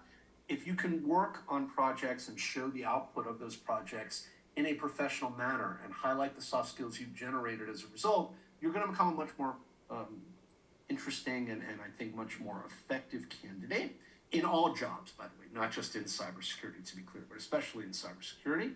I think in addition, I think people often also overlook to their detriment the value of experience. And it's easy to say, and people hear that and go, come on, Adam, we all know we need experience. But then there's that age-old question. Well, you need experience for the job. How do you get experience? Because you need to get the job to get the experience. So how does that work, right? The chicken and the egg dynamic. And when I say experience, what I mean is, technology has become ubiquitous and is so readily available today, especially because of cloud and virtualization. You can, for no money up front, get service credits on every major cloud provider platform and create cloud infrastructure to experiment and create essentially a portable lab for little to no money. If you're smart, you could do it for no money because you don't have to leave things running for very long. Turn them on only when you need them. And through virtualization, both on local resources and in the cloud, you can today create modern, global spanning network architectures with the supporting infrastructure and work with them, where 10, 15 years ago, you had to buy tens of thousands of dollars in technology, rack and stack it in an on-premises data center to be able to do those things. You don't need to do that today. You haven't for many years. So the ability to be able to create projects and work on hands-on experiences that will benefit your ability to tell your story and to become a compelling candidate are even more important today, because companies look at you and say, well, if you're not taking advantage of those capabilities, you're probably not the person we want working here, because we want people that are curious, that are looking to figure out how to do things. And if you can say on your resume that you've deployed web application firewalls and built some sort of multi-site network and deployed 3 or 4 web stack workloads in support of a project to do that on the major cloud platforms, on AWS and Google, on Amazon, rather on Azure and on Google, and you can show evidence of that if asked, and you can speak articulately to those capabilities, even if you're not doing it for a customer, but you've done it so you can prove that you know how to do it. Those are the kind of things you want to put on your resume and tell stories about. Translate that into the security side, right? It's not just the web application firewall, it's the conditional access policies, the just-in-time capabilities, it's the ability to be able to do continuous monitoring and policy-based enforcement, and use a CASB or a cloud security posture management platform, endpoint management, as we mentioned. You can deploy those technologies. You have a compelling story to tell. So, I think it's a 1-2 punch, right? It's the use of the soft skills as well as the use of the hands-on technology experience. And to create compelling stories, I think is really going to be a value add for people. Now, people will turn around and say, when I talk at conferences and things like that about this and say these things, they say, okay, well, Adam, that's great. Good advice, but it's still really hard, right? How do I find companies that are willing to give me a chance, as opposed to saying I built all this at night when nobody was up and I was at home 2 o'clock in the morning on my own? Companies don't want to hire me because I'm good on my own. They want to hire me because I've done it in organizations that are like theirs. And I get that. And what I tell people is, there are, depending on where you live, what country you're in, what locale you're in, there are always companies, even if they're small, and typically small companies are more open to this, there are always companies that are willing to allow you to come in and do work for them if you're willing to either work for free or you're willing to somehow set up some sort of a trade, a quid pro quo, where you'll do some work for them and they'll allow you to gain experience, maybe, right? So they'll Yes. allow you to see, you worked for us on your resume, you came in and did this project. They may not pay you, or maybe they'll pay you a minimal amount of money, and you'll be overseen by somebody. But if you're willing to step back and not be proud, and in the sense of saying, I don't want to take those opportunities because they're beneath me, because I've heard people say this, oh, I don't want to work for free. Okay, in my mind, you don't want to work for free, you don't want to work, because you earn the right to get a job and to be paid. You need experience. The way you get experience is by knocking on every door in your town until somebody is willing to allow you to do something. And if you're that dedicated, you're going to find people, companies, where you can find that experience. Maybe it's a religious institution in your local area. So perhaps it's a temple, perhaps it's a mosque, a church, whatever it may be. Those are places where, if you're an active member of their congregation, they always have IT needs, and they might not have somebody who's able to fulfill those needs. Maybe you donate a little bit of time and you get in exchange the opportunity to build projects out on your resume. Maybe there is some sort of a youth center or some sort of a retirement center, places where they again have needs, but they may not have the budget or the resources, and people donate time.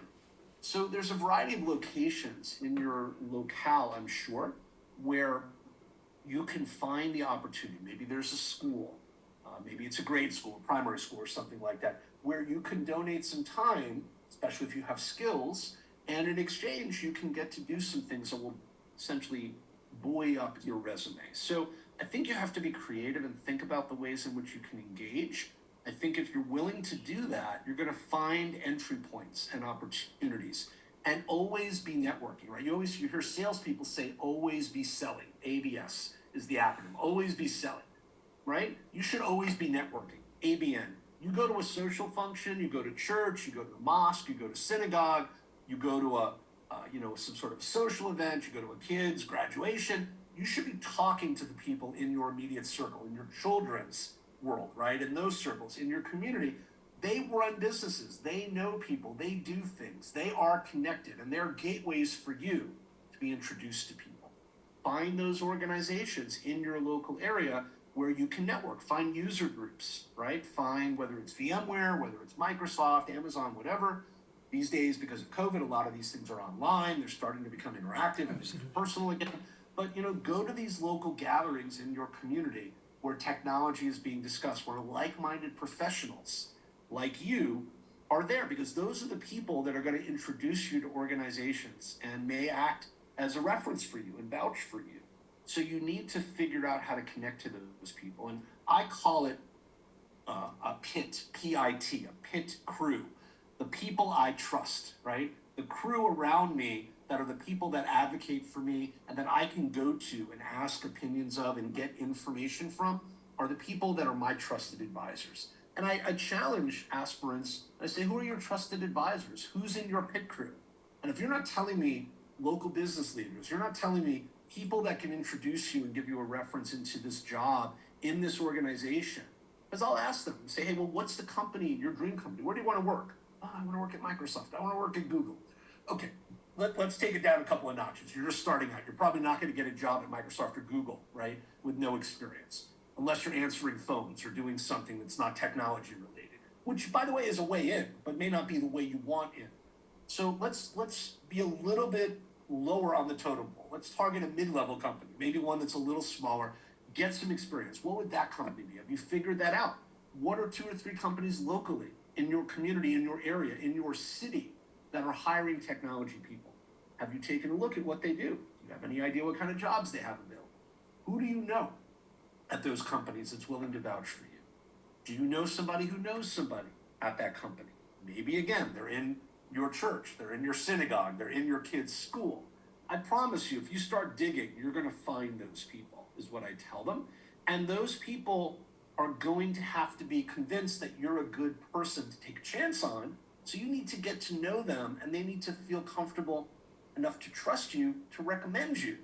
And if you're not networking, they're never going to vouch for you. They're never going to say, Adam is the guy or Sarah is the girl that we need to bring in on our team. Here's why. Because they don't know you. They don't know you're there. So they have no reason to use your name. They're going to pick Sally because Sally spent time getting to know them, and Sally's the one who's going to get that opportunity. So I think it's a combination of things, Mahesh. But I do think ultimately it's about the basics. You know, we talked about this in the beginning of our Yes, conversation. absolutely. Basics of security. It's the same here. You need to focus on those basic elements and build a solid plan. And I know it sounds contrite and it sounds easy when you're decades into a career and you've been doing this for a long time. And I really get that. I really do. I get how, in some cases, disingenuous it can sound because I've done it and I'm successful. So I get the fact it's easy for me to say, well, just do it this way. But this is how it's done. And it's not a huge secret. It's just one that I think we don't spend enough time exposing. So people Yes. don't understand that it's this simple. They think it's more complicated. But I think this is what works. Great, great. That is great insight, and even gateway opening at kids' school, temple, mosque. That itself is giving, yeah. That ABN always be networking. That is going to help them. Great piece of advice. Thank you so much. Yeah. So you have told many things, but from multiple questions, so I need not ask any of those things now. So, because we are all consulting and advocating cybersecurity in multiple organizations to provide them the best practices and all right.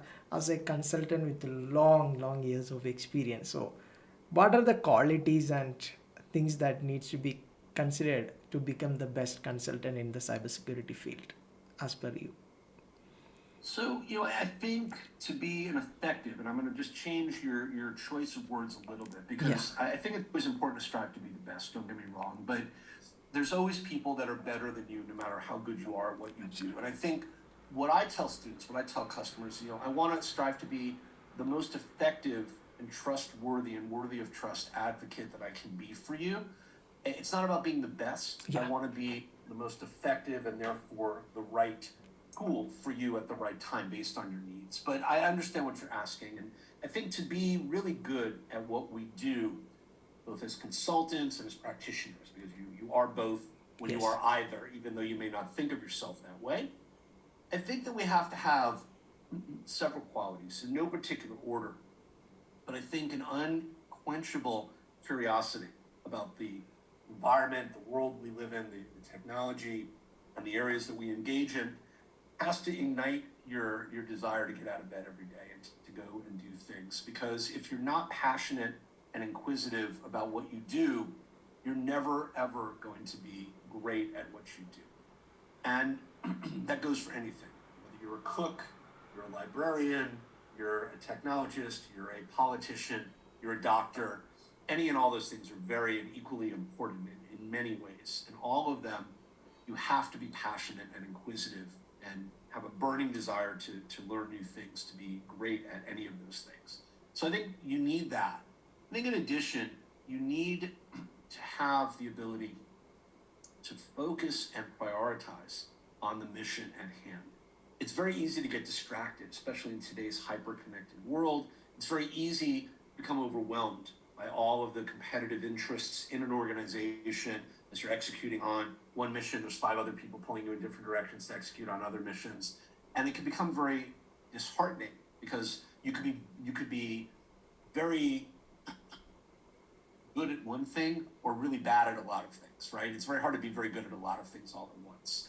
And I think most people suffer from the thought that they have to say yes to everybody in order to save face and continue to do their job.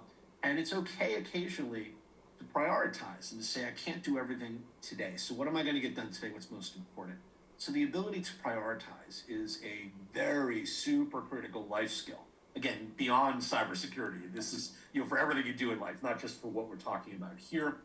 And in addition, so having an unquenchable curiosity and passion and desire to learn and to be inquisitive about the world around you, be able to prioritize is also very important. I think the third element that goes into making you very successful is what we talked about earlier, the ability to have soft skills that we talked about. Yeah. Be able to communicate effectively with those you work with and work for at different levels of an organization. There are different kinds of conversations that happen. In the boardroom, conversations are very strategic. With senior management, they are both strategic and operational. With engineers and analysts at the point or tip of the spear, they're very tactical. And I think the successful cybersecurity professional is able to speak multiple, when I say languages, I'll use air quotes for languages, which is they can speak with different audience voices, and they can address different audiences within the organization, and they can make the complex approachable. You never want to say we make the complex simple, because I think simple has a negative connotation, but we can make the complex approachable. I can have a conversation about the risk matrix and the risk appetite in the organization in a boardroom at the same level I can have that conversation at with that strategic level of detail about the next 12 months and the strategic plan to support it. I should then be able to turn and have the tactical conversation with the SOC team or the SOC lead about how we're now going to operationalize risk and what we're looking for in terms of our capabilities to monitor. Both of those are bookends around a conversation that is titled Enterprise Risk Management. But how I have it from an audience perspective and the detail I have associated with those conversations is very different. And I think a security professional or anybody in life that understands how to speak audience relevant in an audience relevant manner and speak in audience relevant ways is light years ahead of the professionals around them that don't understand how to do that and will be recognized over time for those skills in the organization.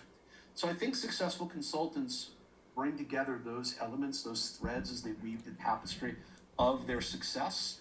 I think they also have to be constantly looking at technology, thinking about what the impact of that technology is, how customers will be using that technology, the ability to put yourself into the mind of the customer and really understand technology from their perspective as opposed to your perspective. So role shifting is what I call that.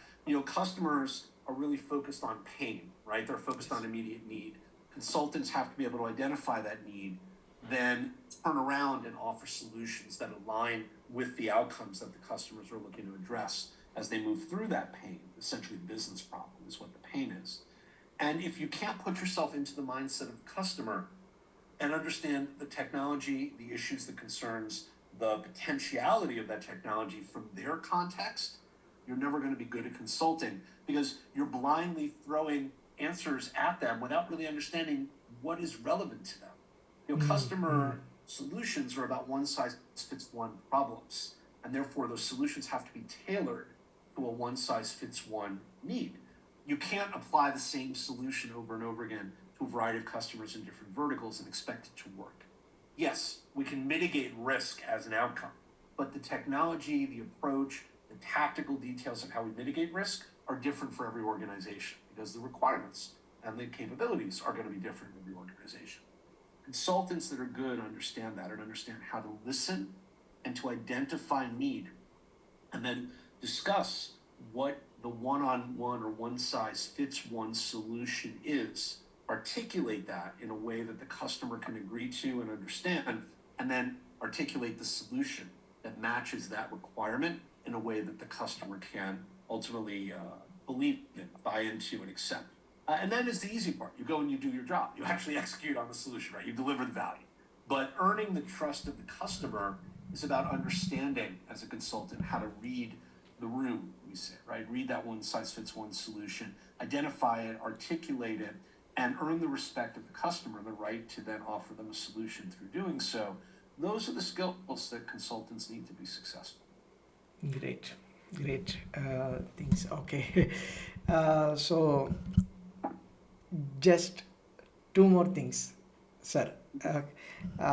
So there are plenty of certifications are available in the market. More than 75 plus certifications are available. People are getting confused. Well, some of them are coming and okay, I will do CSSP, then I will do CH, CASM, then that these all I will complete. Then only I will. So people are not having a, as we discussed also, they are not even doing proper research where they want to go.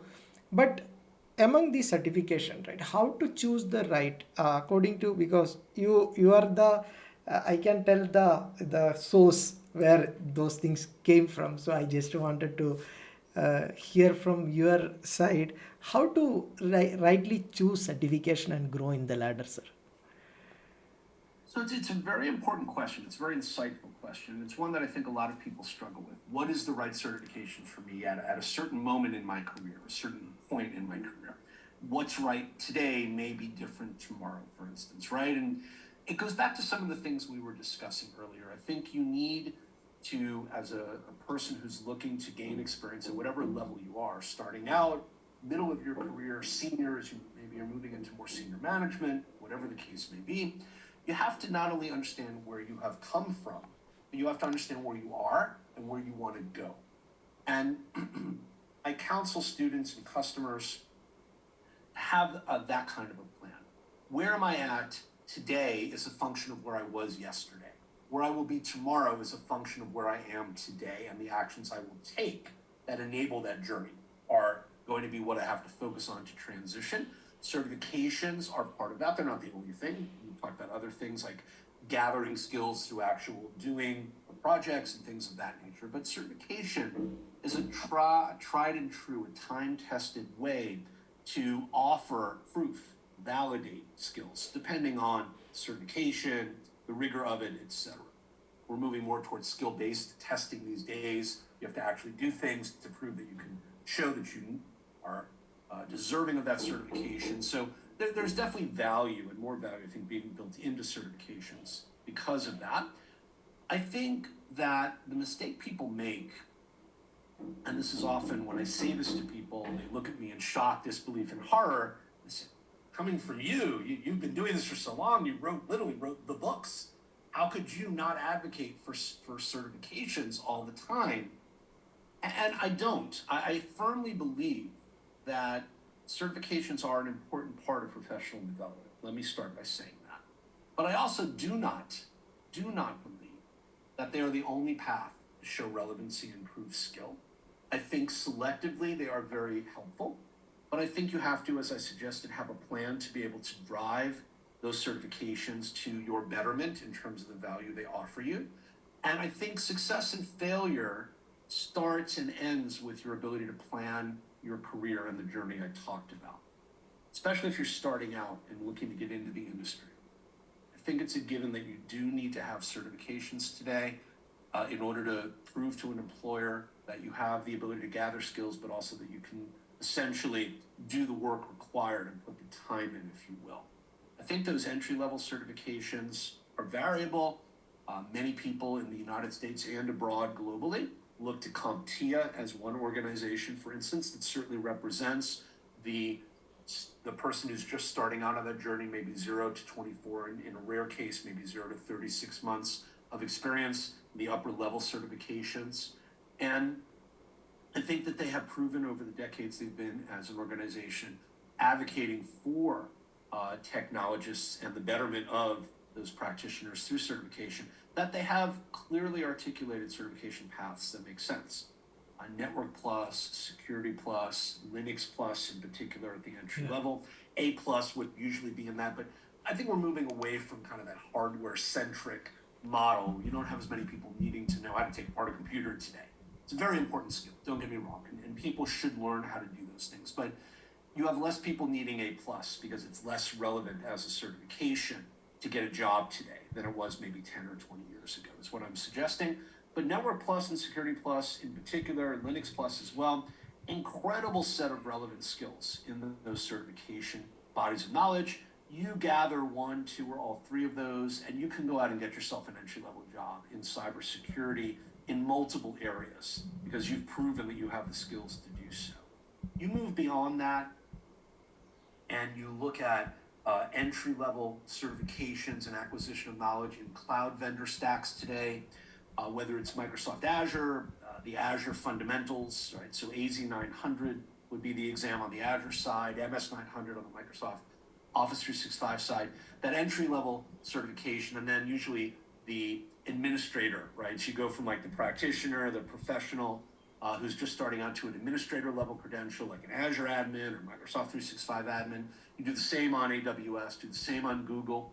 You get those levels of certification as a starter, and you are able to get a job with any company that's got cloud-based infrastructure and move up the ladder relatively quickly. So I think the same could be said for VMware, although VMware is a little more expensive to go down that road and get because you have to attend a official training class for the first certification before you can get certified. Correct. To do that, you can then certify on your own.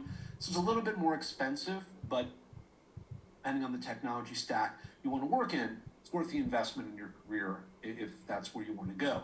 I think the mistake people make as they're pursuing those certifications early on is that they don't figure out that they should specialize. And what I mean by that, let me be clear, because I say that and people get a little confused. How do I specialize when I'm just starting out? What do you mean? Pick a technology vendor, right? So when I said Amazon or Google or Microsoft, you have to pick one. It's unrealistic to say I'm going to go out and certify on all three, right? I work on all three. I've worked on all three since those platforms were founded, and I spend significant amounts of time on all three. But I'm a very senior professional in my career. I've been doing this for a very long time. I'm not starting out. And if I was starting out today, I would pick one and I would certify at that level to the administrator level in one so I could prove relevancy. And I would, again, tie that to due diligence, do the research on the companies I want to target to get a job with, and look at what technology stacks they're running. Look at the current job offerings they're advertising. 6 months from now, when you're applying, they're going to be running the same technology. It's not going to change. If anything, they're just going to have more of it. So if you're wanting to be in company X and company X is an Azure shop, then it doesn't make sense for you to certify on Amazon because they're not going to hire you. There's not going to be a job for you. So get the baseline, get Network Plus, Security Plus, Linux Plus. That's relevant regardless of technology vendor. But then if that company is Cisco centric and you want to be a Cisco person, well, you should certify in Cisco, get your CCNA, get the equivalent in firewalls. If you want to work on firewalls in Palo Alto, right? Get Palo Alto certified, get Juniper certified. So pick the technology stack vendor that's relevant to the companies you want to target to get your foot in the door. That doesn't mean you're going to make your career doing nothing but Palo Alto. But if you want to work with firewalls and the companies in your area are Palo Alto shops, that's what you got to be doing. A couple of years of experience, hands-on platform, maybe another certification under your belt, you can branch out, go get other certifications, look for other companies, experience other technology vendors. But the reality is you have to have a plan. You have to start somewhere.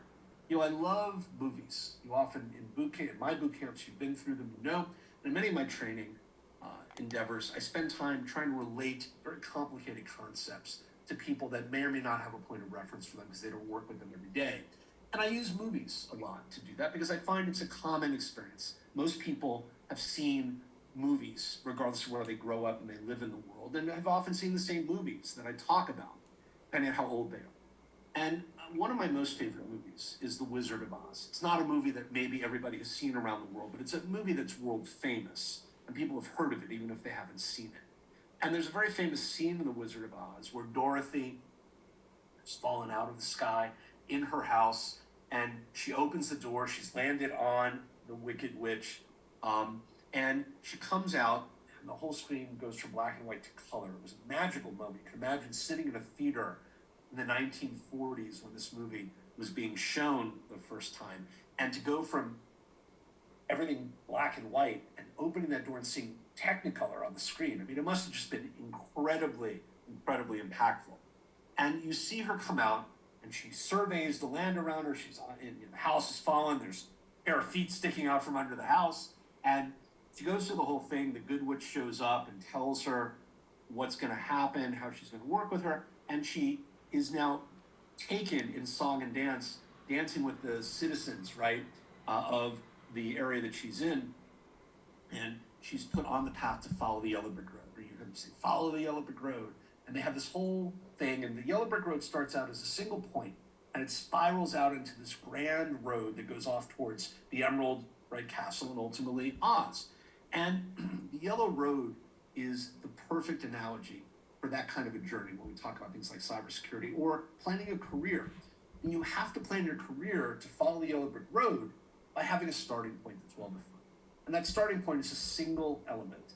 And it becomes a broad path that you trod down over your career, but it doesn't start out that way. It starts as a single point and becomes broad as you gain experience. And people often make the mistake that they think they should jump in the middle. I have to be on that highway. Well, no, you have to be on the on-ramp to get onto the highway, right? And you have to understand how to make that transition. So people that get those entry-level certifications ultimately pick a vendor stack and certify a little bit more deeply there and build that capability you have through certification strategically, thinking about the next job and the next opportunity that you want to move up. You may stay in your company, but maybe you want to get off of the router team and you want to move into cybersecurity, you want to move to the security team. Well, you need to have skills and certifications and knowledge to do that. You can gain some of the knowledge by shadowing people, making friends with them, finding out what they do, how they do it. You're already inside the company. It's much easier to get a job when you're inside than it is on the outside. And you can ask those people that have those jobs, hey, what certifications do you have? How did you get started? What did you do? And you have a wealth of knowledge at your fingertips because there are people that will trust you because you're on the inside. They will be honest with you. They'll talk to you. They'll give you that insight. The bet, at least hopefully they will, right? The majority of them should. And if you can gain that experience and understand how they created their path, it may not be the exact right path for you, but it's going to have elements of success that are going to be in your path. And you can then create your next steps as a result of that. I firmly believe in asking people that are further ahead of me at all stages of my career how they got there. Because if I want to be there, I want to understand what they did because I want to be successful and I want to be like them. And if they're willing to share with me, I have to take the time to listen and internalize that because that's invaluable information that I'm going to work really hard and struggle to find if I don't get it from people that have already done it. Experience is an incredible teacher. And it's not always going to give you everything you need, but it's going to tell you what you don't need in order to be successful. And that's equally important to knowing what you do need. Yeah, that's what I'm also hearing now. Invaluable information and insights. Thank you so much. You have been training and coaching and mentoring, counseling people for last many years. And this is my final question before something else you want to share. What is the importance of a mentor or a coach in one's career, especially when it comes to cybersecurity as a career and profession? Sure. I think we actually just touched on this in the last question you asked when I spoke about looking ahead at people that are further ahead of you, right? And trying to get information from them and asking them to give you the benefit of their experience in one way or another. I think it is invaluable. And I think that the smart practitioner, the smart professional understands that while you can do a lot of things on your own, it's going to take a lot longer. And it's not always going to lead to the kind of outcome that you're looking for, where if somebody has been through that and is willing to share and can offer you the benefit of that experience, I'm not suggesting, and people often misrepresent this, I'm not suggesting that equals a shortcut. That means you don't do the work. Sometimes you hear people talk about the benefits of mentorship, And they say, okay, well, I'll get all the information from you, and I don't have to do it myself because you told me what to expect. No, you're getting insights that help you to understand how you can be successful. You have to put the time in, put the work in. You have to earn those stripes, as we say. But I think having the benefit and the hindsight of somebody who's been through it that's willing to share with you, so they can help you to see what that path, that road ahead of you, that we were talking about, the yellow brick road, if you will, in the analogy I used, what it looks like. It's not all smooth and shiny. There are potholes. There are places where it's unsafe to travel. There are places that will lead you off into areas you don't want to be. And you need to understand what the map looks like and how to navigate successfully. The benefit of experience is that it will help you to understand where those decision points are. And those decision points are very important. They're inflection points. You may make a decision differently without the benefit of that experience, and it may be a good or a bad one.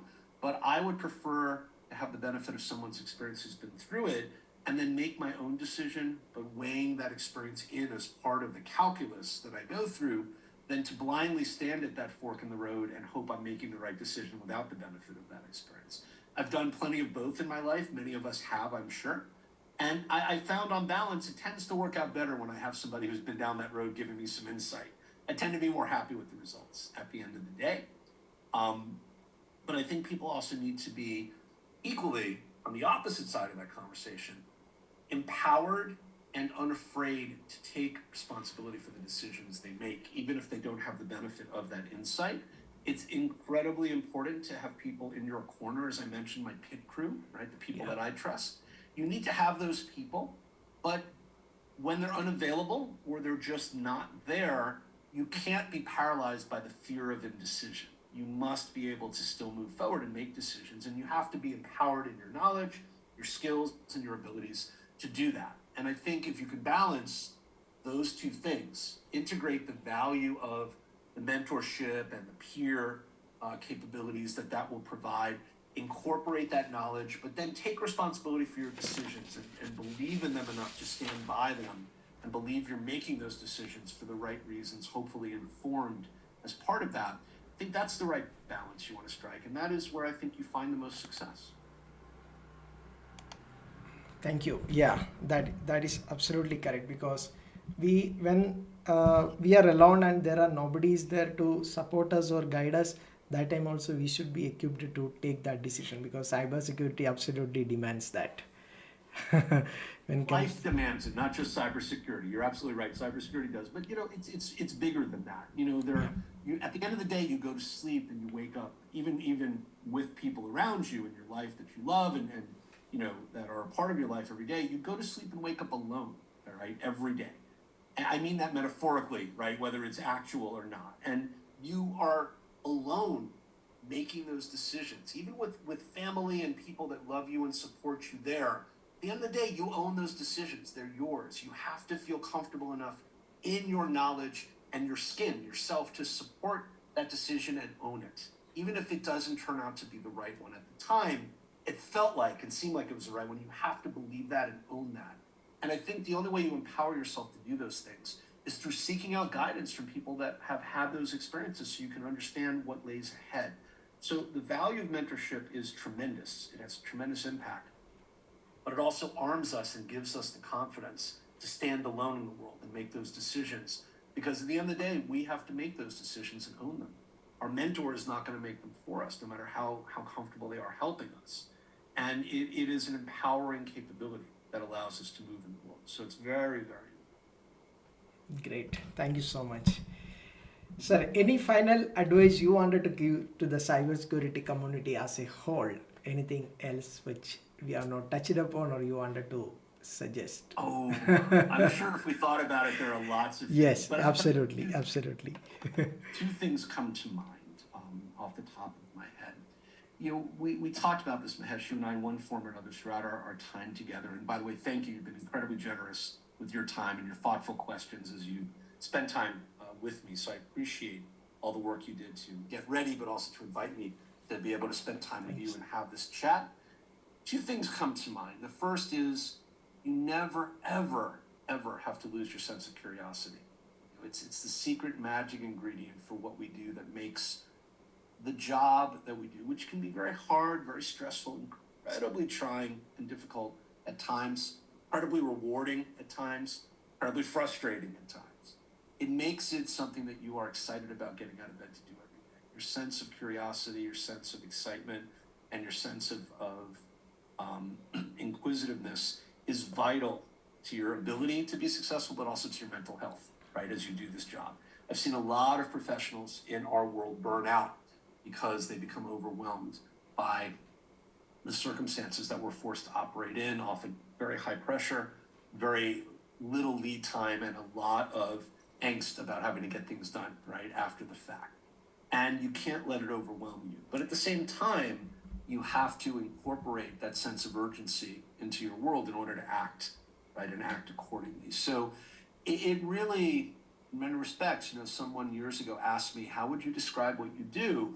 And I often, for many years in my career, would tell people that I'm part teacher and I'm part firefighter, because I'm often called on to be able to put out fires for customers and to, be the person who runs into the burning building and saves, right, the people inside.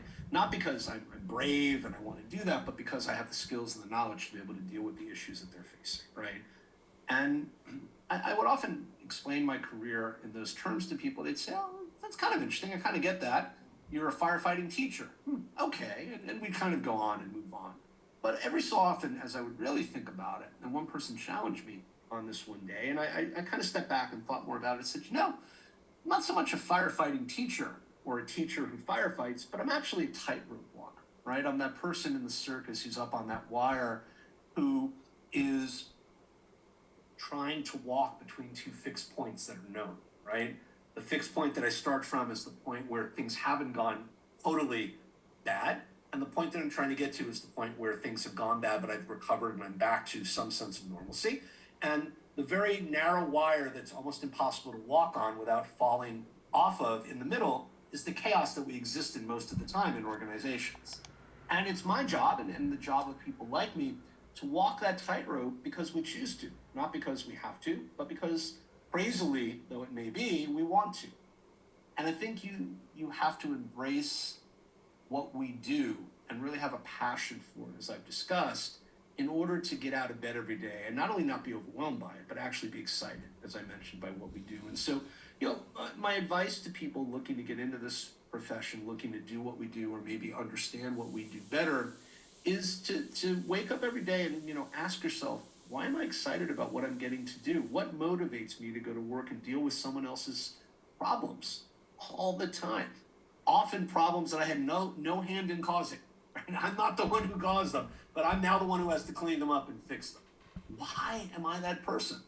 And if you don't have a really good answer for that question, if your answer isn't because I love what I do, I love the technology, I love the challenge, I love not knowing the answer and having to figure it out, whatever your motivation is. If you don't have those answers, find them. And if you can't find them, find a new line of work, because you're not cut out for what we do. And I say that with all respect, and I don't say that in a derogatory or negative way at all, not because we don't want you to be a part of our world and our community, but because it's not healthy for you to be. It's not the right place for you. You're just not going to be happy here. And you need to find a place where you can be happy. I have been blessed in my career, and I've never, almost without exception, very rare, I could probably count on one or two hands, the number of times in my multi-decade career I've woken up and not been happy about where I'm working, what I'm doing, and what I get to do. And it's rare that you find people that can say that. A lot of people are very unhappy with what they do. I'm one of the very fortunate few people, I think, who's incredibly happy with what I do on a regular and consistent basis. And I have been for a long time. I wouldn't change what I do or how I do it because I love what I do. And if you can't say that about your job or your desire to be in cybersecurity, there's no shame in that. And there's nothing wrong with that. But find what is going to make you happy, whatever that is, and do that, and make room for other people that want to do what we do or are going to be happy doing it, and we'll all be better off for it. You'll be happier doing what you do because you're going to be doing it in an area that you love. The people that really want to be doing this are going to be happy because they're going to get a chance to do it. And hopefully everybody finds what is, sitting at the center of that motivation for them.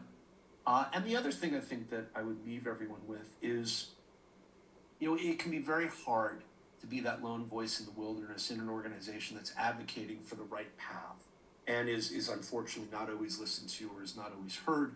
Don Quixote comes to mind for those of you that are students of literature. And, jousting in windmills is often how I describe what I do a lot of the time, because I am often that lone voice in the wilderness advocating for customers to do things that they have no interest in doing and no understanding of why they need to do.